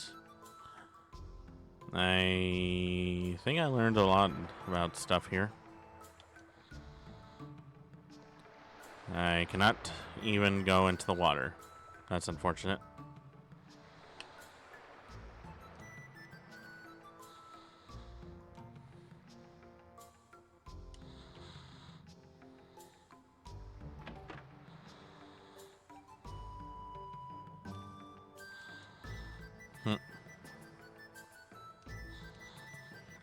I implore you, Vaughn, be quiet. I'm in the middle of something important. I didn't say anything. Okay.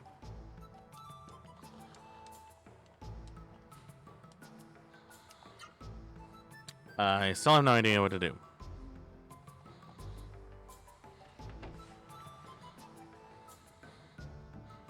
Well, I guess I'm just gonna keep running around until I figure out what I'm supposed to do.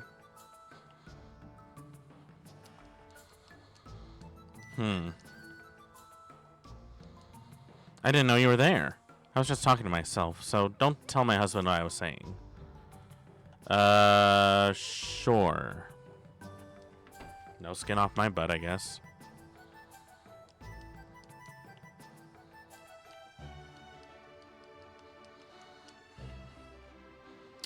Okay, can't go there, can't go here, can't go this way, can't go that way. Yeah. Gotta be something I can do, right?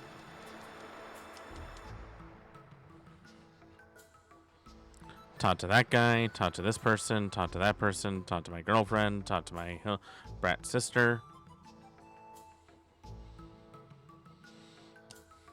I have to talk to her a third time?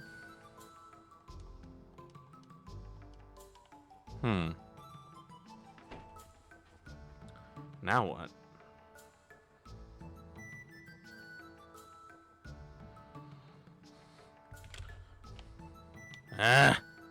I want to break my phone for some reason. I don't like it when it keeps on beeping like that.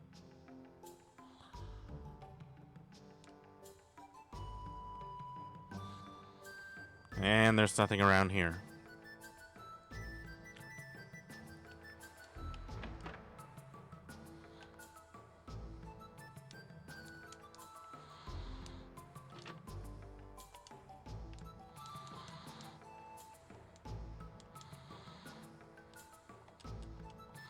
I thought maybe I just needed to go to bed in order to advance the plot, but I guess not.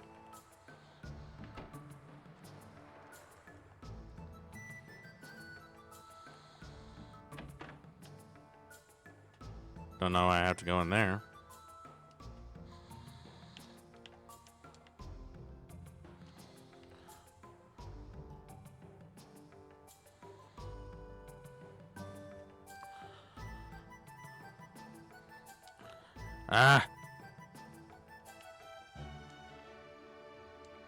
Huh, that's weird.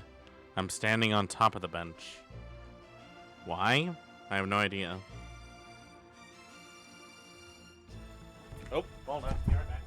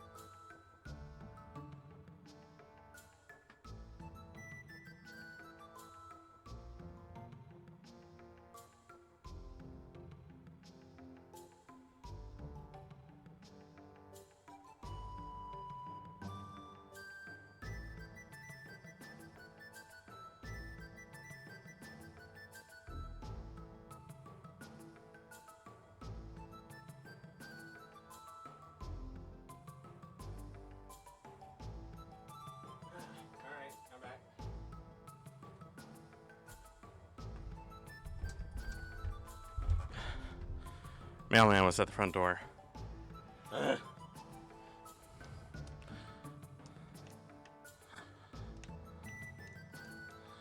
Alright, let's see. Is there anything else I want to see?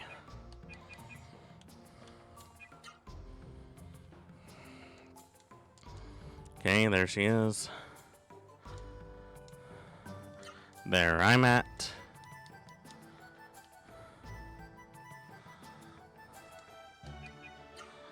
Maybe I need to do the tutorial with that monk guy. I mean, I guess that makes sense.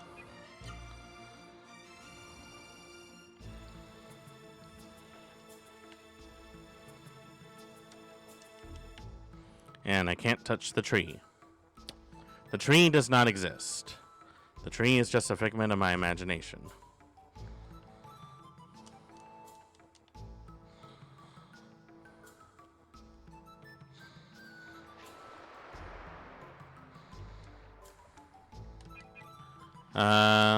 Let's see. I want to practice with you. Ah, a healing lift. Now you're ready. Come at me. Let's see what it's all about. I'm curious what the fighting system's like. Oh, there's actually some stuff. I'll show you how to fight while engaging in an actual battle. Let's see. Okay. In auto, your modes are selected automatically. Commands, you can freely combine any of the commands. Right, left, high, and low. Okay. Use the directional buttons, then press X. This isn't necessary now since there's only one target. Cool.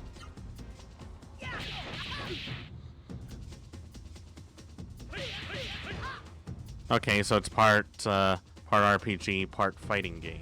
Got it. Let's see. Now you're learning. Now you're learning about items. Try again. Let's see.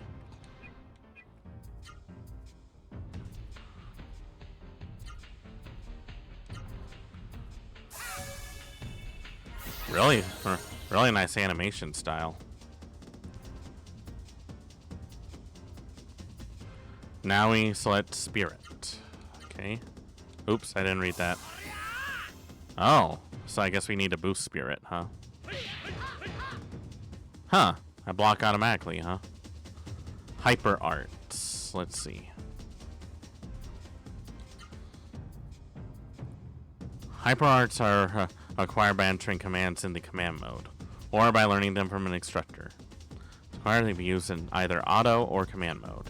Okay. High, low, high. Got it. High, low, high.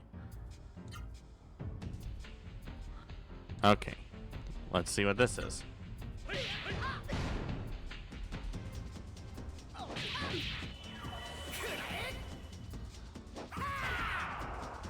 Oh, so I can learn combos, huh?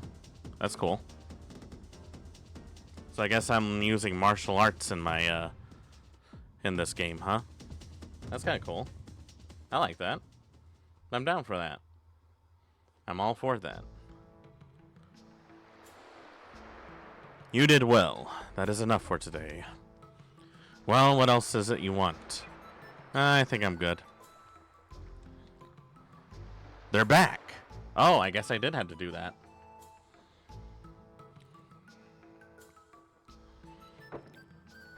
Just gotta open the door with this one peg.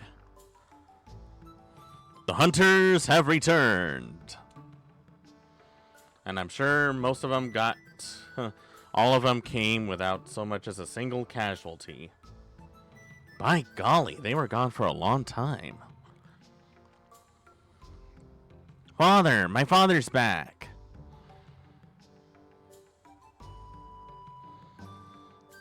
Welcome back, Father. Did you catch anything?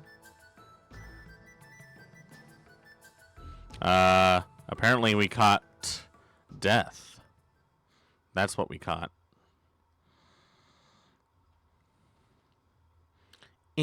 Is that? It is. It's Juno. Oh, wait. Isn't that May's father? Uh-oh. Father? Father. Aw. I'm so sorry, May.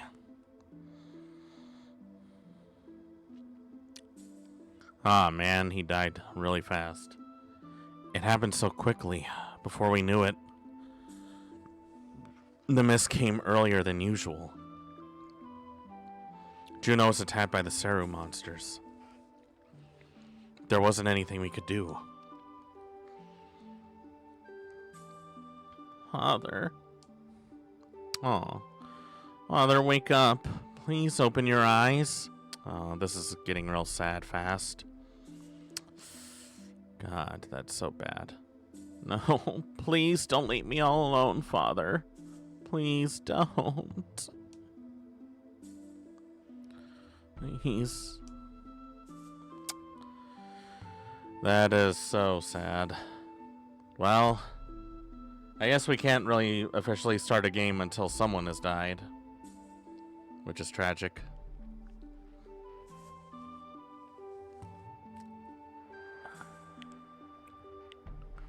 Oh, his dad has a bit of a limp. The mist always takes away the people we love. I hate the mist. Tell me, Father, will we always have to live in fear of the mist? When will we be able to go outside the village safely? Nay, nay. Father. Vaughn, don't worry about May. She's calmed down considerably. It'll be dark soon. We'll stay here with May. So go home and don't worry about her. Alright, I trust you on this one. Please look after her. Good. Then be careful on your way home. Well, that's not how I would open my game, but, you know, I guess time makes fools of us all. What's next, huh? Vaughn, you look sad. I understand. Juno was a kind man. Soon the mist will come. You must be tired. Want to rest? Sure. Good. Rest well, then. No sense waiting around. Might as well do something about it. Nope. Vaughn! Vaughn, wake up! Can't you hear that sound? Vaughn, wake up! Wake your ass up! You awake now? Vaughn, listen to that sound. I think it's coming from beyond the wall. Would you go out and take a look for me? Normally I would say no because that sounds like a bad idea, but I don't think I have a choice.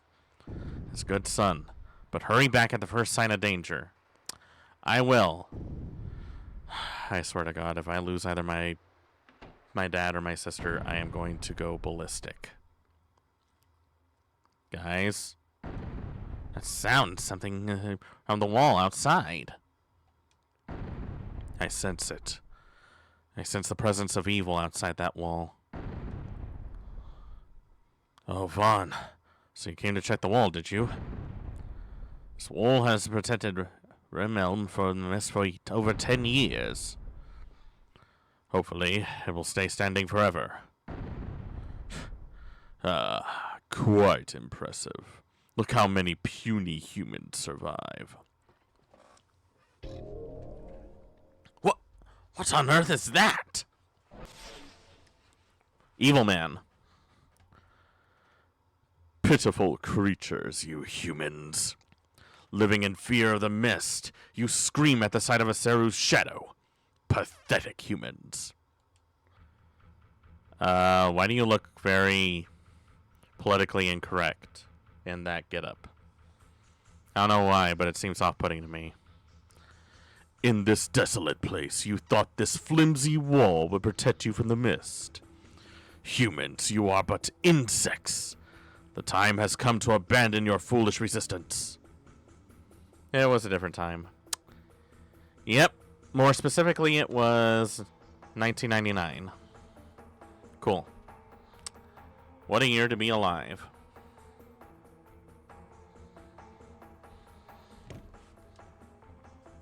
I am Zeto. I have come to bring the salvation of the mist from you miserable creatures. And my master's dead. Humans, now is the time to accept the mist. Why do I got a bad feeling about this? When the mist still permeated the world. Oh. Whoa, that is some gnarly CGI effects. I kind of like that. That's kind of cool. Oh. Oh, shit. Oh, that hurt my eyes. Oh, wait. Isn't this like the opening of Attack on Titan? Oh, hey, Venom got Isekai too. The mist! Oh, no. The accursed mist has entered Rimelm. Well, I guess it's safe to assume that everyone here is gonna die. It is time. Saru, followers of the mist, it is time for you to attack. Saru, destroy that old eyesore of a tree. No, not my favorite tree. I love that tree. That tree was my favorite. Oh boy. Oh, it spat out like a million different little ones. Oh god. Uh-oh. Ah! It's pecking her to death. They turned into dodo birds. Save yourselves by accepting the serenity of the mist without resistance. How about no? I'd rather not. No, that tree's where we etched our initials with the heart emoji in the middle.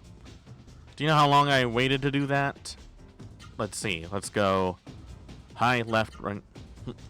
Let's see what happens.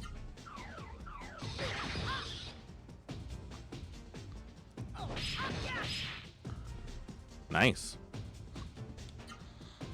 Let's see. Let's go high, left, low.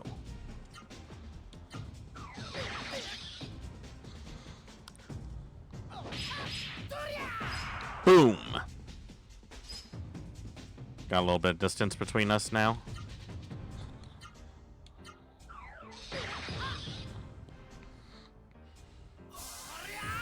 This is definitely a very interesting kind of way to initiate combat.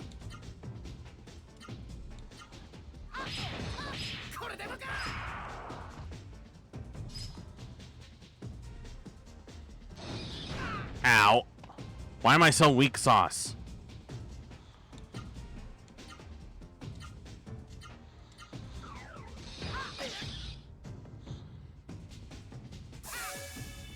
I didn't even get to go on an actual hunt and I'm getting my ass kicked. This is going exactly as poorly as I thought it would.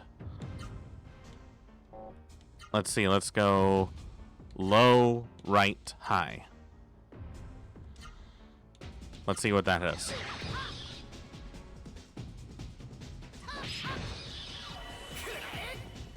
Oh! Did I learn a new move? Nice. Let's see, what else can I do? Let's try left, right, uppercut. That's usually my go-to.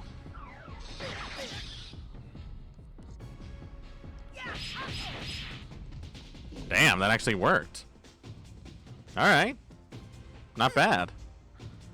Wow, 42 experience and 15 gold. I do like how they look a little more detailed when they're zoomed in. That's a real nice touch.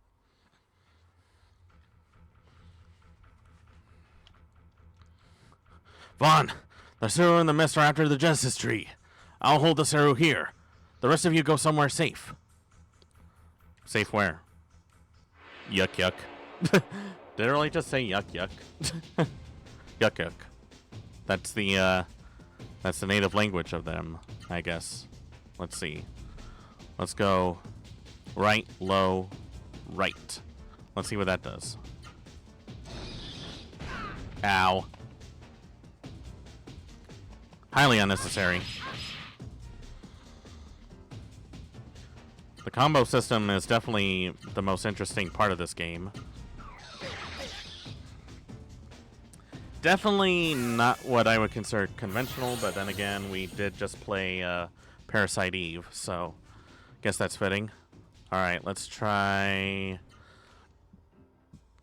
left, high, right.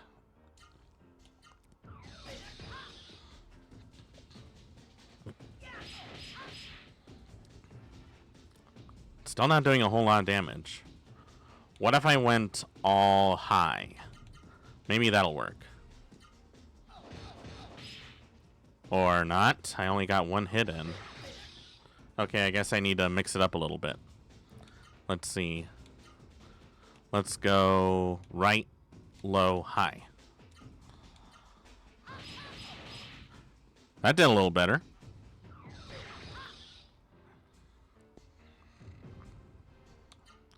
Let's see. I guess we'll do an auto attack and see what happens.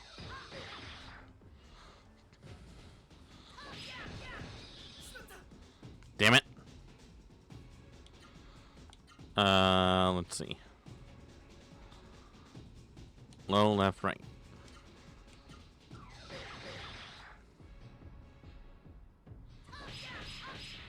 Bam! Got him. Oh, I guess not. Let's see. Let's do that.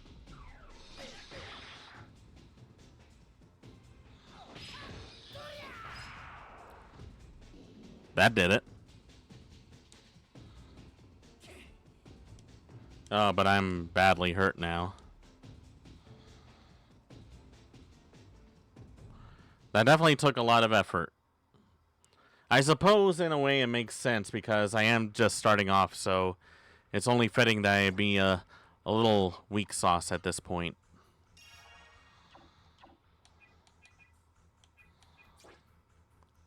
Let's see.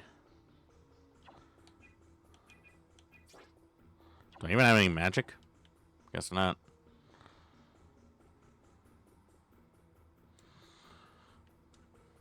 Vaughn! So glad to see you. I was all alone. I came here to get away from the Seru monsters. Hey, have you noticed the mist doesn't come here? The Genesis tree is glowing. It's radiating some kind of amazing power. The Genesis tree is very warm, Vaughn. Go ahead, touch it. I don't know if I want to touch it. What if it's radioactive? If I touch it, does that mean I get any superpowers? Vaughn gently touches the trunk of the tree. Something is speaking softly in Vaughn's mind. Oh fuck, I'm a tree hugger. I can talk to trees. Vaughn.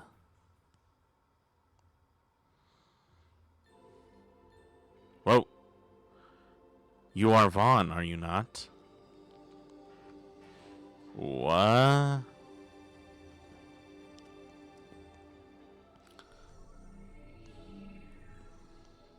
Ah! I have read your thoughts. I am speaking to your mind. I am Meta, a raw Seru. I have been waiting inside the Genesis tree for someone like you. I ask Vaughn, do you wish to save your people from the mist? I mean, I'd be a dick if I didn't, so yeah, I do. Good. By combining our powers, we will rid the whole world of the mist. Let us pursue the same destiny as humans and raw Seru working together. Alright. Vaughn, open your mind. Feel my presence.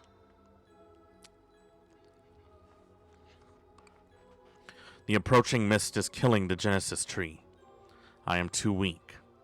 I need the life force of the Genesis tree to be strong. To revive the Genesis tree, we need the power to change destiny, the power of the human spirit. Vaughn, hurry, and assemble everyone here. What's that on your right arm? That's a Seru. Stop. What do you think you're doing? You can't go into the mist like that. If you enter a mist wearing a Seru, you become a Seru monster. Ah, ye of little faith. I know that I will be protected. I hope.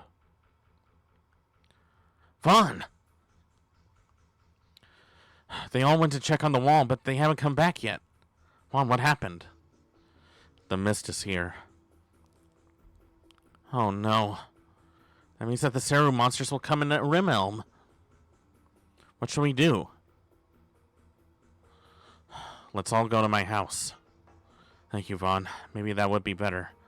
Alright, take me to your house. Oh, wait a minute. Vaughn. Father. Gotta say one last goodbye, I guess.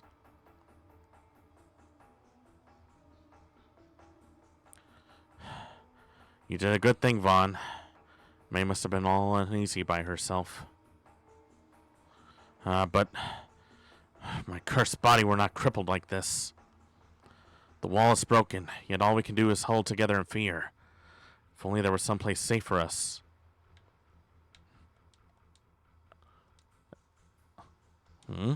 Now I understand. Although this is all so confusing. You understand it, and yet you're confused. That checks out. The situation is desperate. Our only hope now is Yarseru and the Genesis tree. Alright, tell everyone to gather at the tree. I hope this works. Vaughn, Rimhelm is engulfed in the mist. You and the Yarseru are our last hope. We entrust you with our lives. Everyone, we must pray together.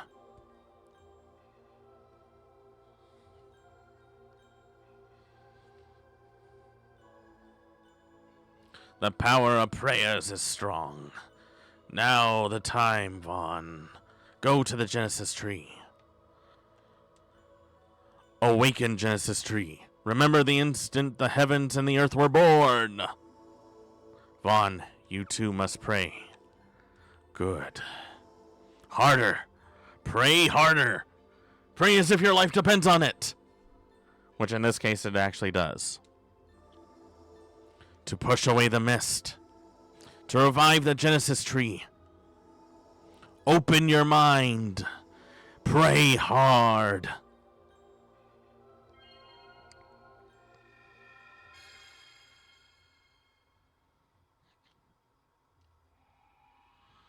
Did I just create a spirit bomb?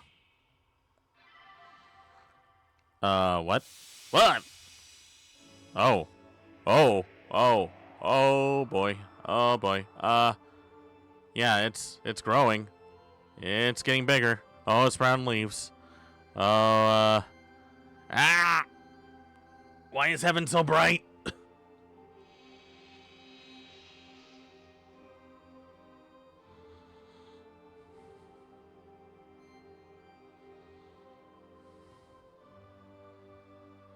Ow. That hurt my eyes.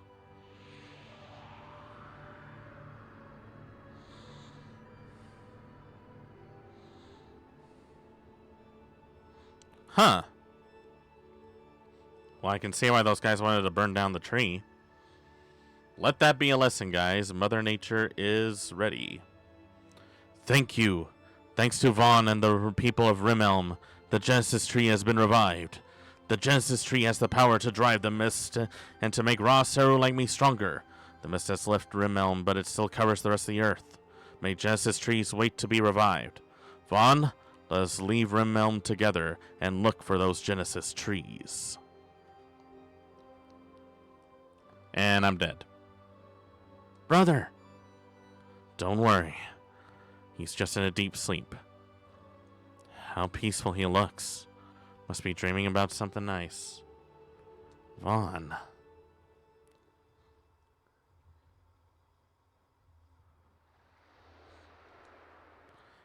And our friend Juno. The hateful fangs of the Seru that took their lives from them. GG. Good stream, everyone. Well, that's the end of the stream. Don't forget to like and subscribe and ring that... I'm just kidding. I don't think it's going to be that short.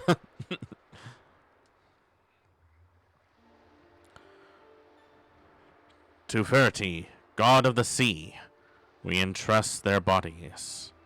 But Rem, our leader, our great leader, on your sacred wings, take the noble souls of our friends to the valley of Nauro.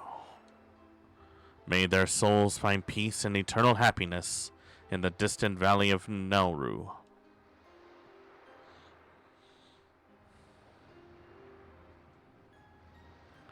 I guess we give him a Viking funeral.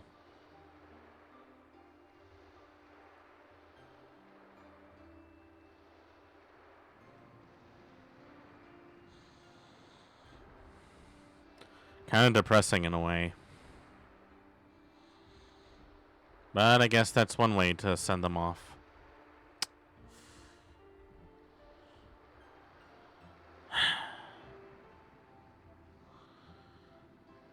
Well, I guess I have to be the responsible person and vicariously avenge her father's death.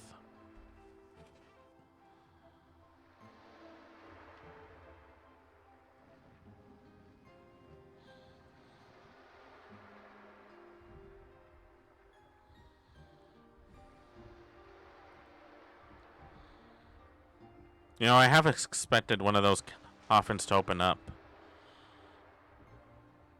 Aww.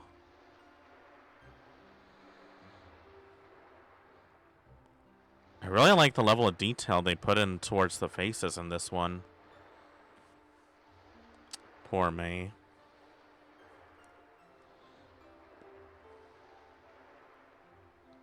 Mommy, where are Juno and the others going? To the Valley of Naru, dear. Far, far away, beyond the sea. Is Juno going to come back? Will he bring us good things to eat again? The Valley of Nauru is very, very far away, dear. I don't think he will be coming back. It's always hard to tell the kids about the mortality of death. Really opening up with a very somber kind of theme, aren't they? That's actually pretty dark for a game in 1999. A Genesis tree and a raw Seru. We had some pretty important things here in Rimelm. Vaughn, Rimmel is saved thanks to you. You are truly courageous, and I thank you again. However, it's about our precious May. Her mother may still be alive in the mist. If you have any pity on May, then rescue her mother. If you say yes, I'll tell you the rest of the story. Will you do it? I mean, I feel like it's a little strange that you give me a choice when it's clear that if I say no, then I might as well not be playing the game. It's like Swordsman. The movie can't continue unless you say yes to this. It's a little pet peeve of mine, but you know what? I'll go with it. Thank you. Now, even May doesn't know this, but May's mother, Maya, used to work at a Byron monastery. 10 years ago, the mist came, and naturally we lost all contact with her. As for whether Byron monastery itself survives in the mist, unfortunately no one knows, but Maya is May's only surviving blood relative. Vaughn, with the raw Seru, I'm sure you can make it to Byron monastery. Vaughn, I'm counting on you. That's a lot of pressure to put on me. And one more thing, Vaughn. Keep this a secret from May. She will only be heartbroken if Byron Monastery has indeed lost to the mist. You want me to lie to my future wife? I don't know if that's a good idea. But I guess we have to make choices. The power of the Genesis tree will save us all from the mist, won't it? It has to. Just make sure to... Just don't forget to water it like, 3 times a week. Make sure it has plenty of food.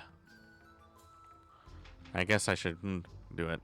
The house locked and you can't get inside. I guess she wants to be alone for a while. Oh, it's you, Vaughn.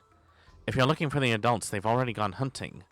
The Genesis tree pushed back the mist, so it'll be much safer to hunt now. That's good to hear. There are memory statues throughout Legia. Vaughn, be sure to tell the statue any memories you wish to save. Hey, the shop's open. I want a raw Seru like you, Vaughn. Even though the wall has been destroyed, we don't have to worry about the mist anymore. Just make sure that, that nobody cuts down the tree for a while, please. I still don't believe what happened yesterday. I never knew the Genesis Tree had such powers. I know not what hidden powers that Saru on your right arm has. All this is too confusing for an old man like me. But I have faith in you.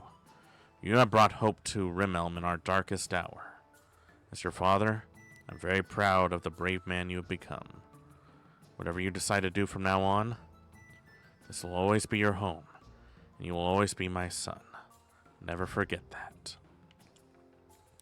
Thanks to the Genesis Tree, no one will have to die anymore, right? No one will be killed by the Saru anymore, right? I wish it were that easy. Something tells me that there's going to be a catch. I mean, there's always a catch to these kind of things. Oh, Vaughn, I'm glad to see you. Now that the mist is gone, I decided to open my shop again. My son is helping me. Cool. Vaughn, you don't know anything, do you? This is a shop. If you're going to buy something from me, talk from me to the counter. Oh, you mean like from here? Welcome. What would you like? Let's see. What do we have? Let's see. We got a survival knife, a warrior seal, some warrior boots, a cure amulet, healing leaf, antidote, door of light. I think for now I'll take the knife, and I will also take a door of light. I think I got enough healing leaves, but I'll take one more just in case. Thank you. Okay. Now, let's see. Let's save into the data before we do anything stupid. Because I guarantee you with 100% certainty, I am most likely going to die in this game.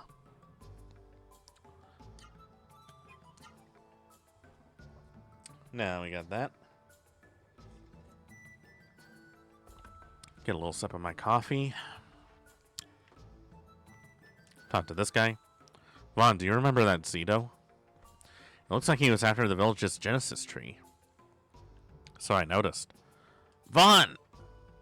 Wait, Vaughn! Uh-oh. Oh.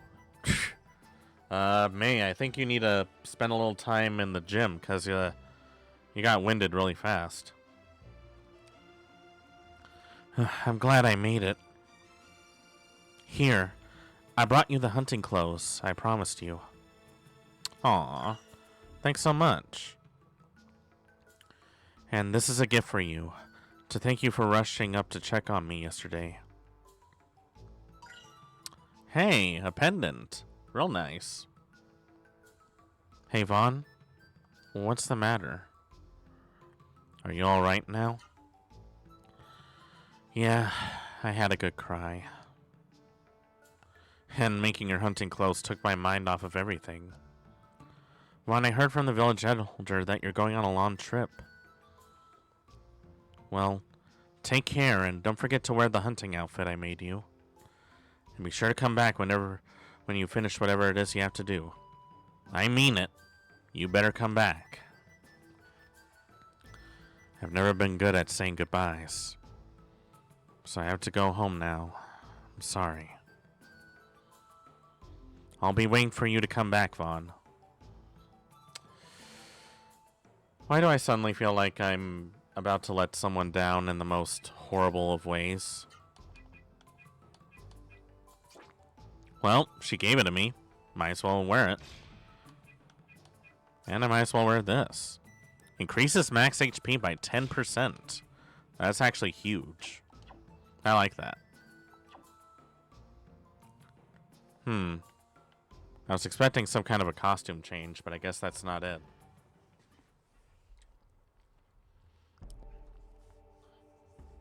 Well, let's see. We got an overview. Real nice layout of the land. Definitely looks big. Like, really big. Ah! Okay, time for a counter. A Gabu Gabu. It looks like a very poor man's goblin. Oh, there is a bit of a change when you wear the outfit. Oh, he's left-handed? That's kind of cool. Let's see. Let's go that. Let's see what happens. Damn. That was a little extreme. Alright, let's see. Let's try that. Let's see what happens when they do this. Ow.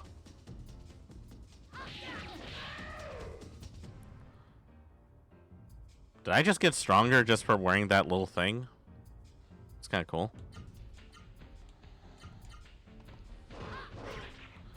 I do like they give you an auto option, but I kind of like making my own combos.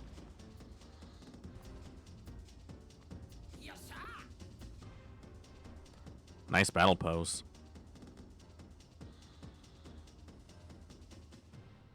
I think when you notice it a little bit, the more you go further into the RPGs of these games, you notice that there's like a bit of a jump of accepting anime a little bit more. What's over here? I mean, I don't know what it is, but I want to see it. Oh, Vaughn, I'm glad you came. Hey, who are you guys? I'm impressed. You made it all here by yourself? Yep. You're so confident. You are a lot hardier than us hunters. By the way, Vaughn, you see that guy over there? Yeah? Don't know him? Well, he comes here often, but this is the first time we've seen someone else here. He says his name is Lizam, and he was telling us the most amazing story. Hi. Are you going to take my money? Vaughn, you should talk to Lizam. Well, I mean, I'm here, so I might as well, right? I am called Lizam. I serve King Drake, ruler of Drake Kingdom. So, you're Vaughn. The hunters have told me of you. You have done great deeds. You have my gratitude. Tell me why you are so grateful. Yes, this is about something that happened before the mist reached here. I was heading for Rimelm under King Drake's orders to warn them of the mist. But the mist caught up with me and I became a Seru monster. From what I hear, it is your deeds that enabled me to become human again. That is why I am grateful. Thank you so much. Drake is surrounded by the mist, and King Drake is surely awaiting you, your powers. With your powers, our castle could be saved. Will you help us? Yeah, why not? Oh, thank you. Please do whatever you can to save Drake Castle. Before I depart, the king had made a frightening decision. I hope he's safe. Yeah, I hope so too. Would be ashamed if something happened to him. Let's see. Strange script on the pedestal reads Arts, Secrets. Let's see. Arts. For inflicting severe damage on your opponents, two things are needed. Arts and AP. Executing arts by combining right, left, high, and low. And during battle commands in specific sequence, you also need a sufficient amount of AP to execute arts moves. Try different combinations of commands when fighting. That's the secret of discovering new arts. A kind person may teach you new arts. If you're lucky, you can also discover new arts by using auto battle mode. There are also hyper arts. The only way to learn these is to read the hidden secret books. AP stands for arts points. I kind of figured. Which are needed to execute arts. When fighting a powerful opponent, check your remaining APs. APs range from 0 to 100. There are 3 ways to obtain it. Automatically during each turn, using the spear command, sustaining damage from an opponent's attack. Cool. Let's see, magic. Most powerful advantage of a raw Seru. To learn magic, defeat a Seru in combat. Magic requires MP, which stands for magic points. Each spell has a different magic level from 1 to 9. When magic is successfully used repeatedly, the level rises. Power of magic depends on the user, the opponent, and the attributes of each battle. Cool. First, remember that magic can only be acquired by raw Seru, not humans. Well, that narrows it down. When humans with raw Seru defeat a Seru, new magic may be acquired unless Seru opponent was defeated with magic. Also, magic is acquired only by a victorious character. For a certain character to acquire magic, that character must deliver the final blow in combat. Huh. So, first come, first serve. That's an interesting choice. To acquire magic, you must fight a Seru opponent. Seru can be identified by their name, such as Fire Gimmerd. The name also tells you the element. Fire Seru possess the fire element, and so on. Seru opponents appear only in the mist and never in a field. If you fight a Seru but fail to get its magic, try fighting that Seru in another mist area. Cool. I mean, I guess I need to learn all of this if I'm going to do that. Let's see, accessories. In addition to weapons and armor, each character can wear up to 3 accessories. Accessories provide skills useful in fighting and traveling. There are 2 kinds of skills. Individual skills, effective only for the character possessing them, and shared skills, which are effective for everyone. Each are listed in the item menu under I for individual and A for all. Huh. Many accessories are sold at shops, but some can be very expensive, so choose wisely. There are also accessories that are not sold in any shops. These hidden accessories grant powerful skills and can be found in the hands of unlikely opponents or in treasure chests deep inside a dungeon. Sure, Dodd would search them out. I had a feeling it was going to be that much of a pain in the ass. Let's see. Attack power increases according to your weapons and armor. Attack power is displayed under status and determines the effectiveness of the art. Attack power is the sum of a character power, raw Seru power, total equipment attack power, and accessory power. Raw Seru attack power increases when a Genesis tree is revived. But I only found the one. There are 2 types of defenses, upper body defense and lower body defense. Upper body defense is the sum of a character's defensive power and the defensive power of head and body gear. Lower body defense is the sum of a character's defensive power and the defensive power of body and leg gear. Abnormal status. Here we go. Venom. Toxins. Yep. Numb. Unable to move anything. Rot. Affected body parts can't be used during battle. Curse. Disables magic. Stone. Unable to move. Must use medicine to recover. Well, that just about summarizes everything. Hey, a treasure chest. What's in here? Hey, I got a healing leaf. Pretty cool. So Lazam was an envoy of King Drake. Speaking of King Drake, he's the one who used to control the Watergate upstream. Really? So without him, we have no water.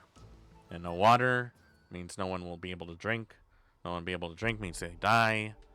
So we kind of need him, don't we? I also have no idea how far I need to go. I'm just sort of shooting this shit at the moment.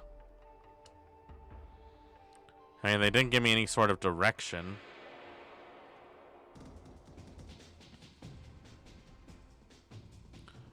Green slime and a gabu gabu. Let's see.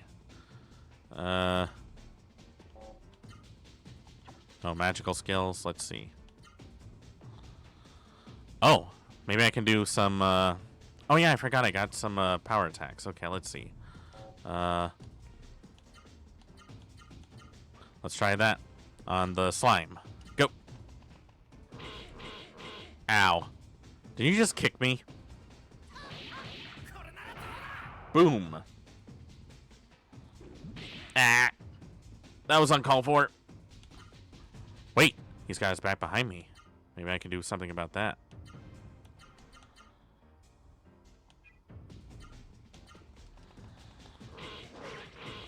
I say that, and then he runs immediately towards me. Boom. Ow. Stupid slime. Let's see. Let's try this. On him. I almost got the slime down. I think I can kill it. Oh, I got something. Power punch. Damn, that actually worked. Hey, I learned something new. Alright, let's try something else. Let's try low, left, left. Steal? Hey, that's mine. Dick.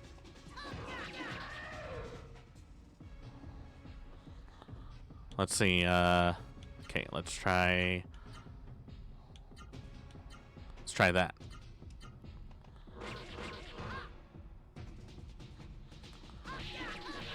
Boom. Hey, I got it back. Nice.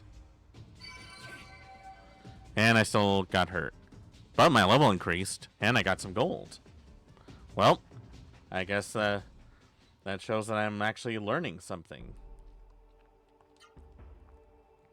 Is that really something that I want to do, is learn my lesson? I don't know if I want to learn a lesson, but, you know, beggars can't be choosers, I guess. I thought this tree would do something, but it does nothing. I see mist. I think that can only mean one thing, and one thing only. I'm about to run to my doom. Evil fly. That's a fly? It looks more like a butterfly or a moth. So instead of a butterfly, it's an evil fly? Okay. Ah! What the hell? Yep, it's a moth. Dick. Okay, that didn't work. Let's try right, high, low. Oh. Oh, wait. It makes no sense to do low because it's in the sky. Let's see. Let's try this. This might work. Ah! Dick. That took him down.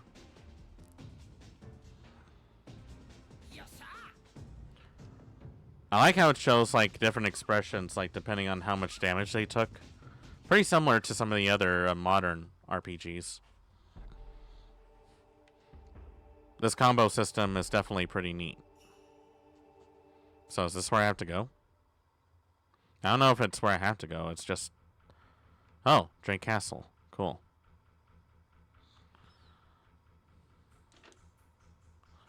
There's a door of light in the treasure chest. Cool. Is there anything of value here? Hello? Anyone in here? I'm sort of a protagonist, so I kind of need to be in here, I guess. Now there's a face only a mother could love.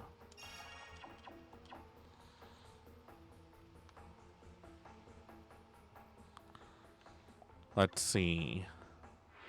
Ah! I didn't get to choose a door! What are you talking about? Oh, there's a skeleton and a Grimmerd.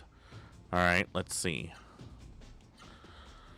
Let's go for a power punch. Let's try it. Let's see what happens. Ow, ow. Boom!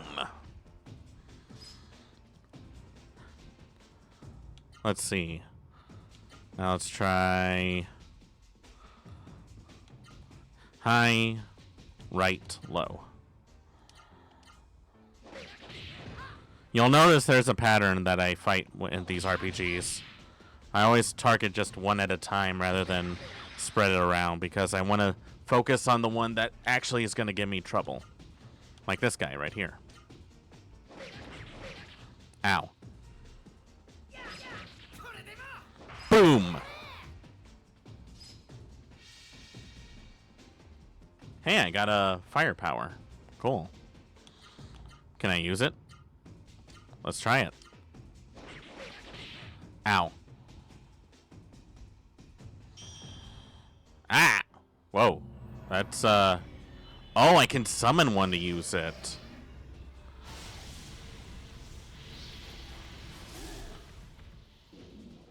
Now that's kind of cool.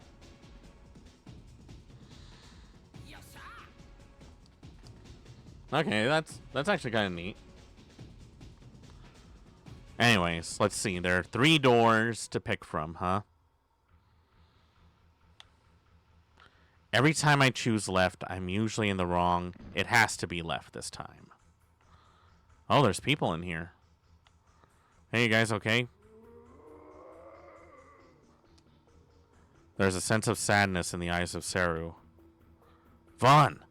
Take a good look. This human is possessed by a Seru. I have looked into this person's mind the same way I spoke to your mind. But the Seru controlling this person's spirit is too strong. Couldn't make out any words. The only way to turn these people back to normal is to drive the mist away. Okay. Let's see. Contain sunrise key. Do you wish to open the case? Okay. I now have the key. Cool. I'll be back with you guys in just a real quick bit. Okay. Alright. Yep. Okay, let's fight more. 2 skeletons. This should be pretty self-explanatory. Let's see. I'll go for the right one since that's the one that attacks me the most. Never mind. Just to get some distance away from us. I really need to use an item, otherwise I'm gonna die. Like, badly. Ow. Just like that.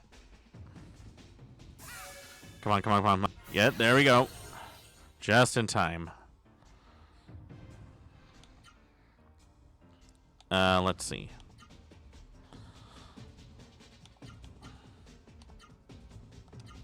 Let's try it.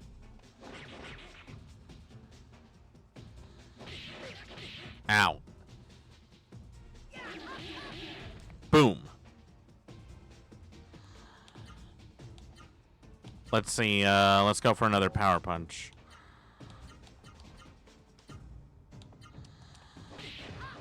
Ow. It's like an episode of Power Rangers where everyone takes their turn attacking each other.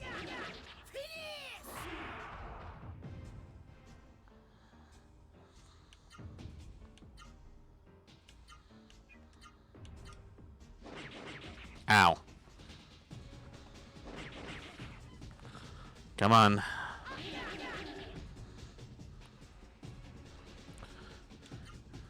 Can I use another fire attack? I probably shouldn't. Ow. Blocking also seems to be randomized. 1 down. That's my last magical leaf. Ow. This is bad.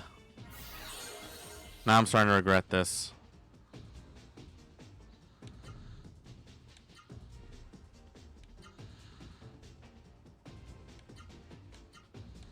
What if I try this?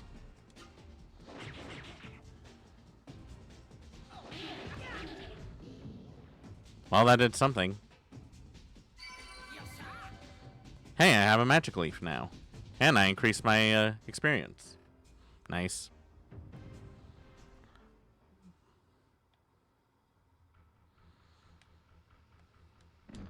Is there anything in here? Yep, more of this. Well, I'm obviously not opening that door with all those zombies. Hey, it worked. I don't like how dark it is. That usually means one of two things. Damn it! Okay, this is a bit of a pain. Ow.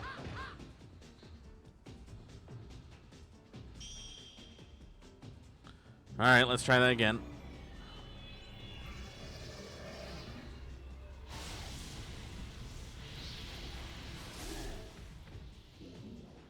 Well, that makes my job a little easier now. Ow. Dick.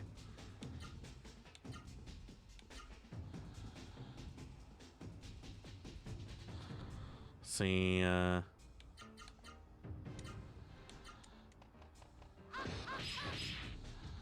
wait, that was the wrong one.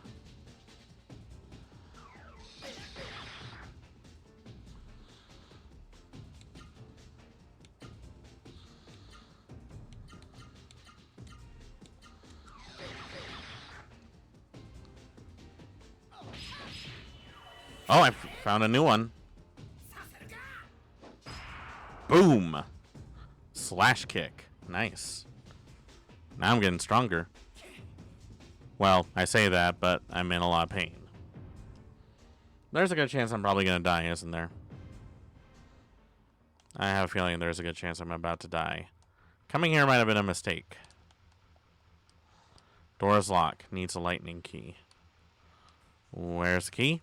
Probably around here.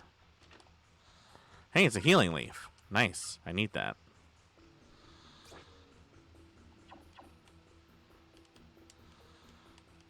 Is there anything in these boxes? God damn it! Alright, here we go.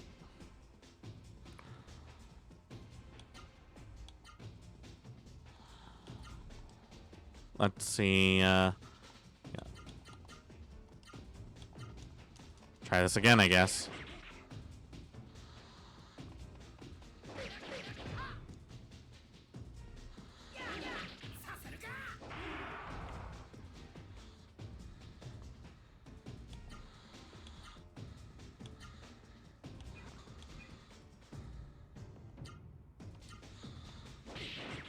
Ow. Oh, I'm so dead.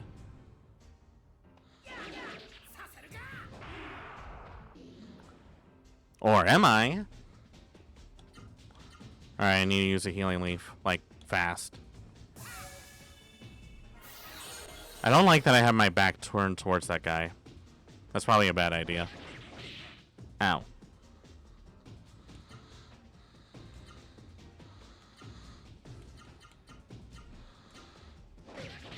Ow.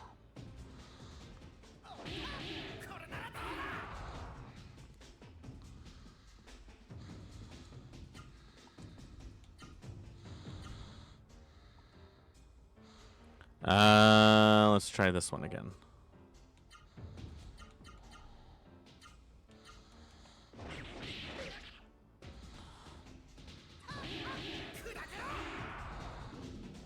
There we go. Nice and clean.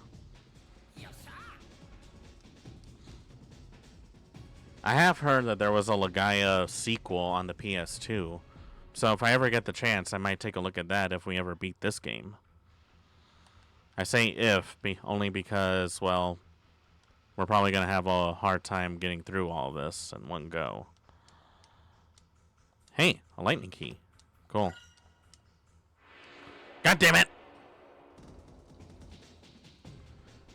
I guess I shouldn't be too surprised since there's a lot of monsters here. Let's see. Let's do a slash kick. These ones are a little weak, so I'm not too worried about them. Ow. Well, I say that, and then it throws a fireball at me.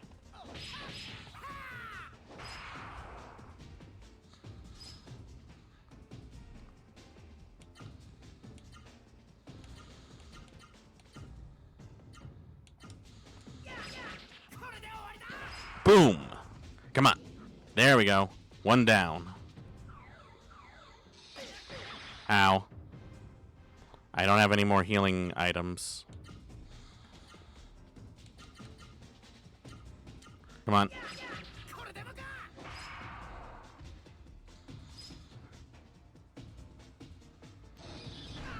Oh, I'm so dead. Oh, I'm so dead. I'm so dead. I'm so dead.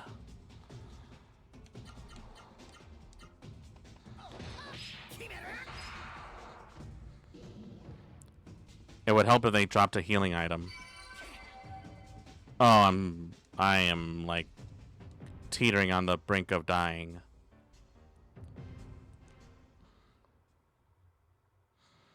If I don't get some healing items soon, this might be a pretty short game.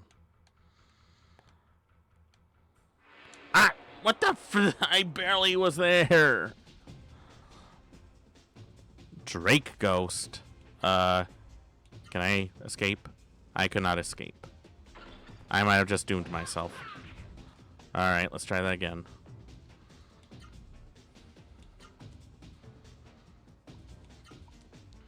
Let's try that.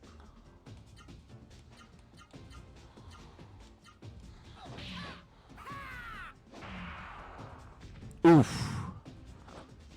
That did absolutely nothing.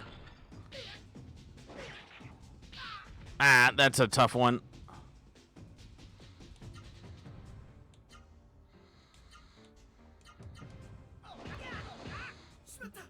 Jeez. Didn't even... Well, that's not fair. It has a shield. What am I supposed to do about that?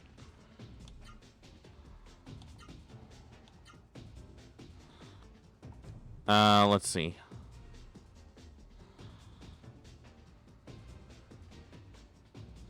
Let's try this.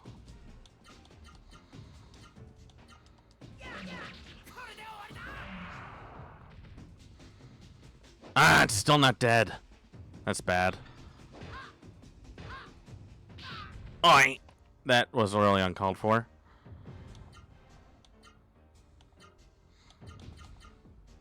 Let's try that again. Oh, thank God. Please tell me it drops a healing item. No, I am fucked beyond all recognition. Oh, man. I am so screwed.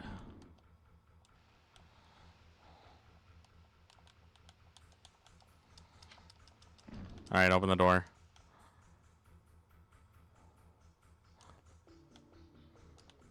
Oh, great, another one. Okay.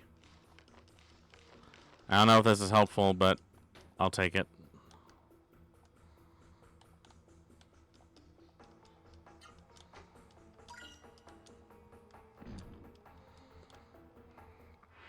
Ah, fuck. Well, I'm dead. Can you please just let me run? Okay, thank you. That's all I wanted. I need like a healing item so bad. Just a single leaf. That's all I'm really asking.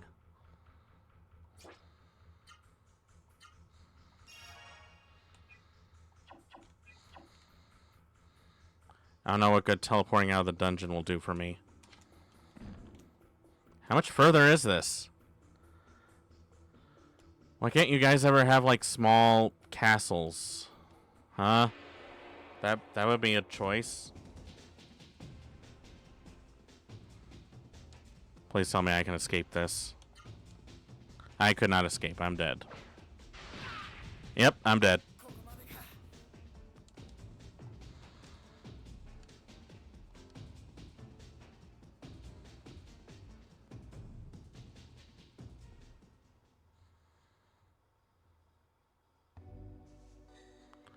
Ah, man. I had to go through all that again. Shit. Yeah, I don't know if I want to. Okay. Alright, we got a little bit of, like, an idea of what to look forward to. So, I'm actually going to take this opportunity to...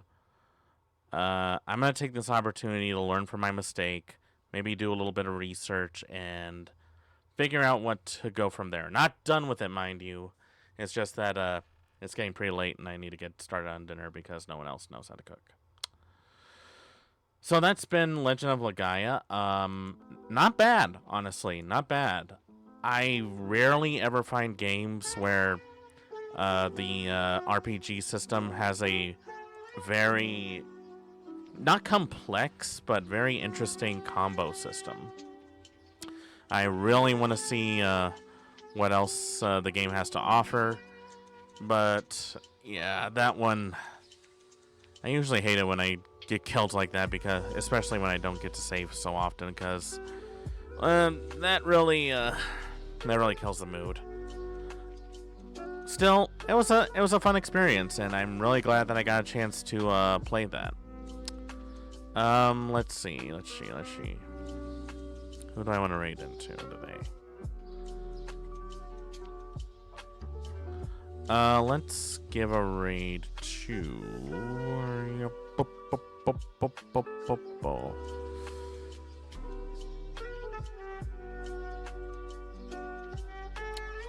let's see who's there today.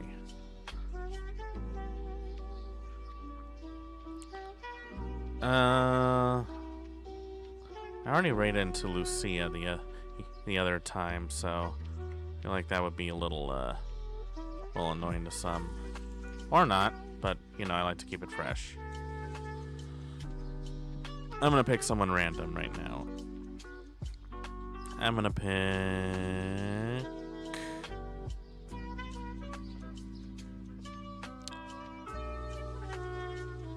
Who am I gonna pick? Callie. Callie's a good one to raid into, and she's playing Darkest Dungeon. That should be pretty interesting. Last time I played that, I practically screamed at the top of my lungs. So thank you all so much for watching. Hope you enjoyed today's stream. Be sure to follow on social media for more content. If you have any suggestions of what I'd like to see, please leave a comment below. Don't forget to check out our Discord if you haven't already. And check out our YouTube for shorts, videos, VODs, and everything in between. And as always, respect the classics.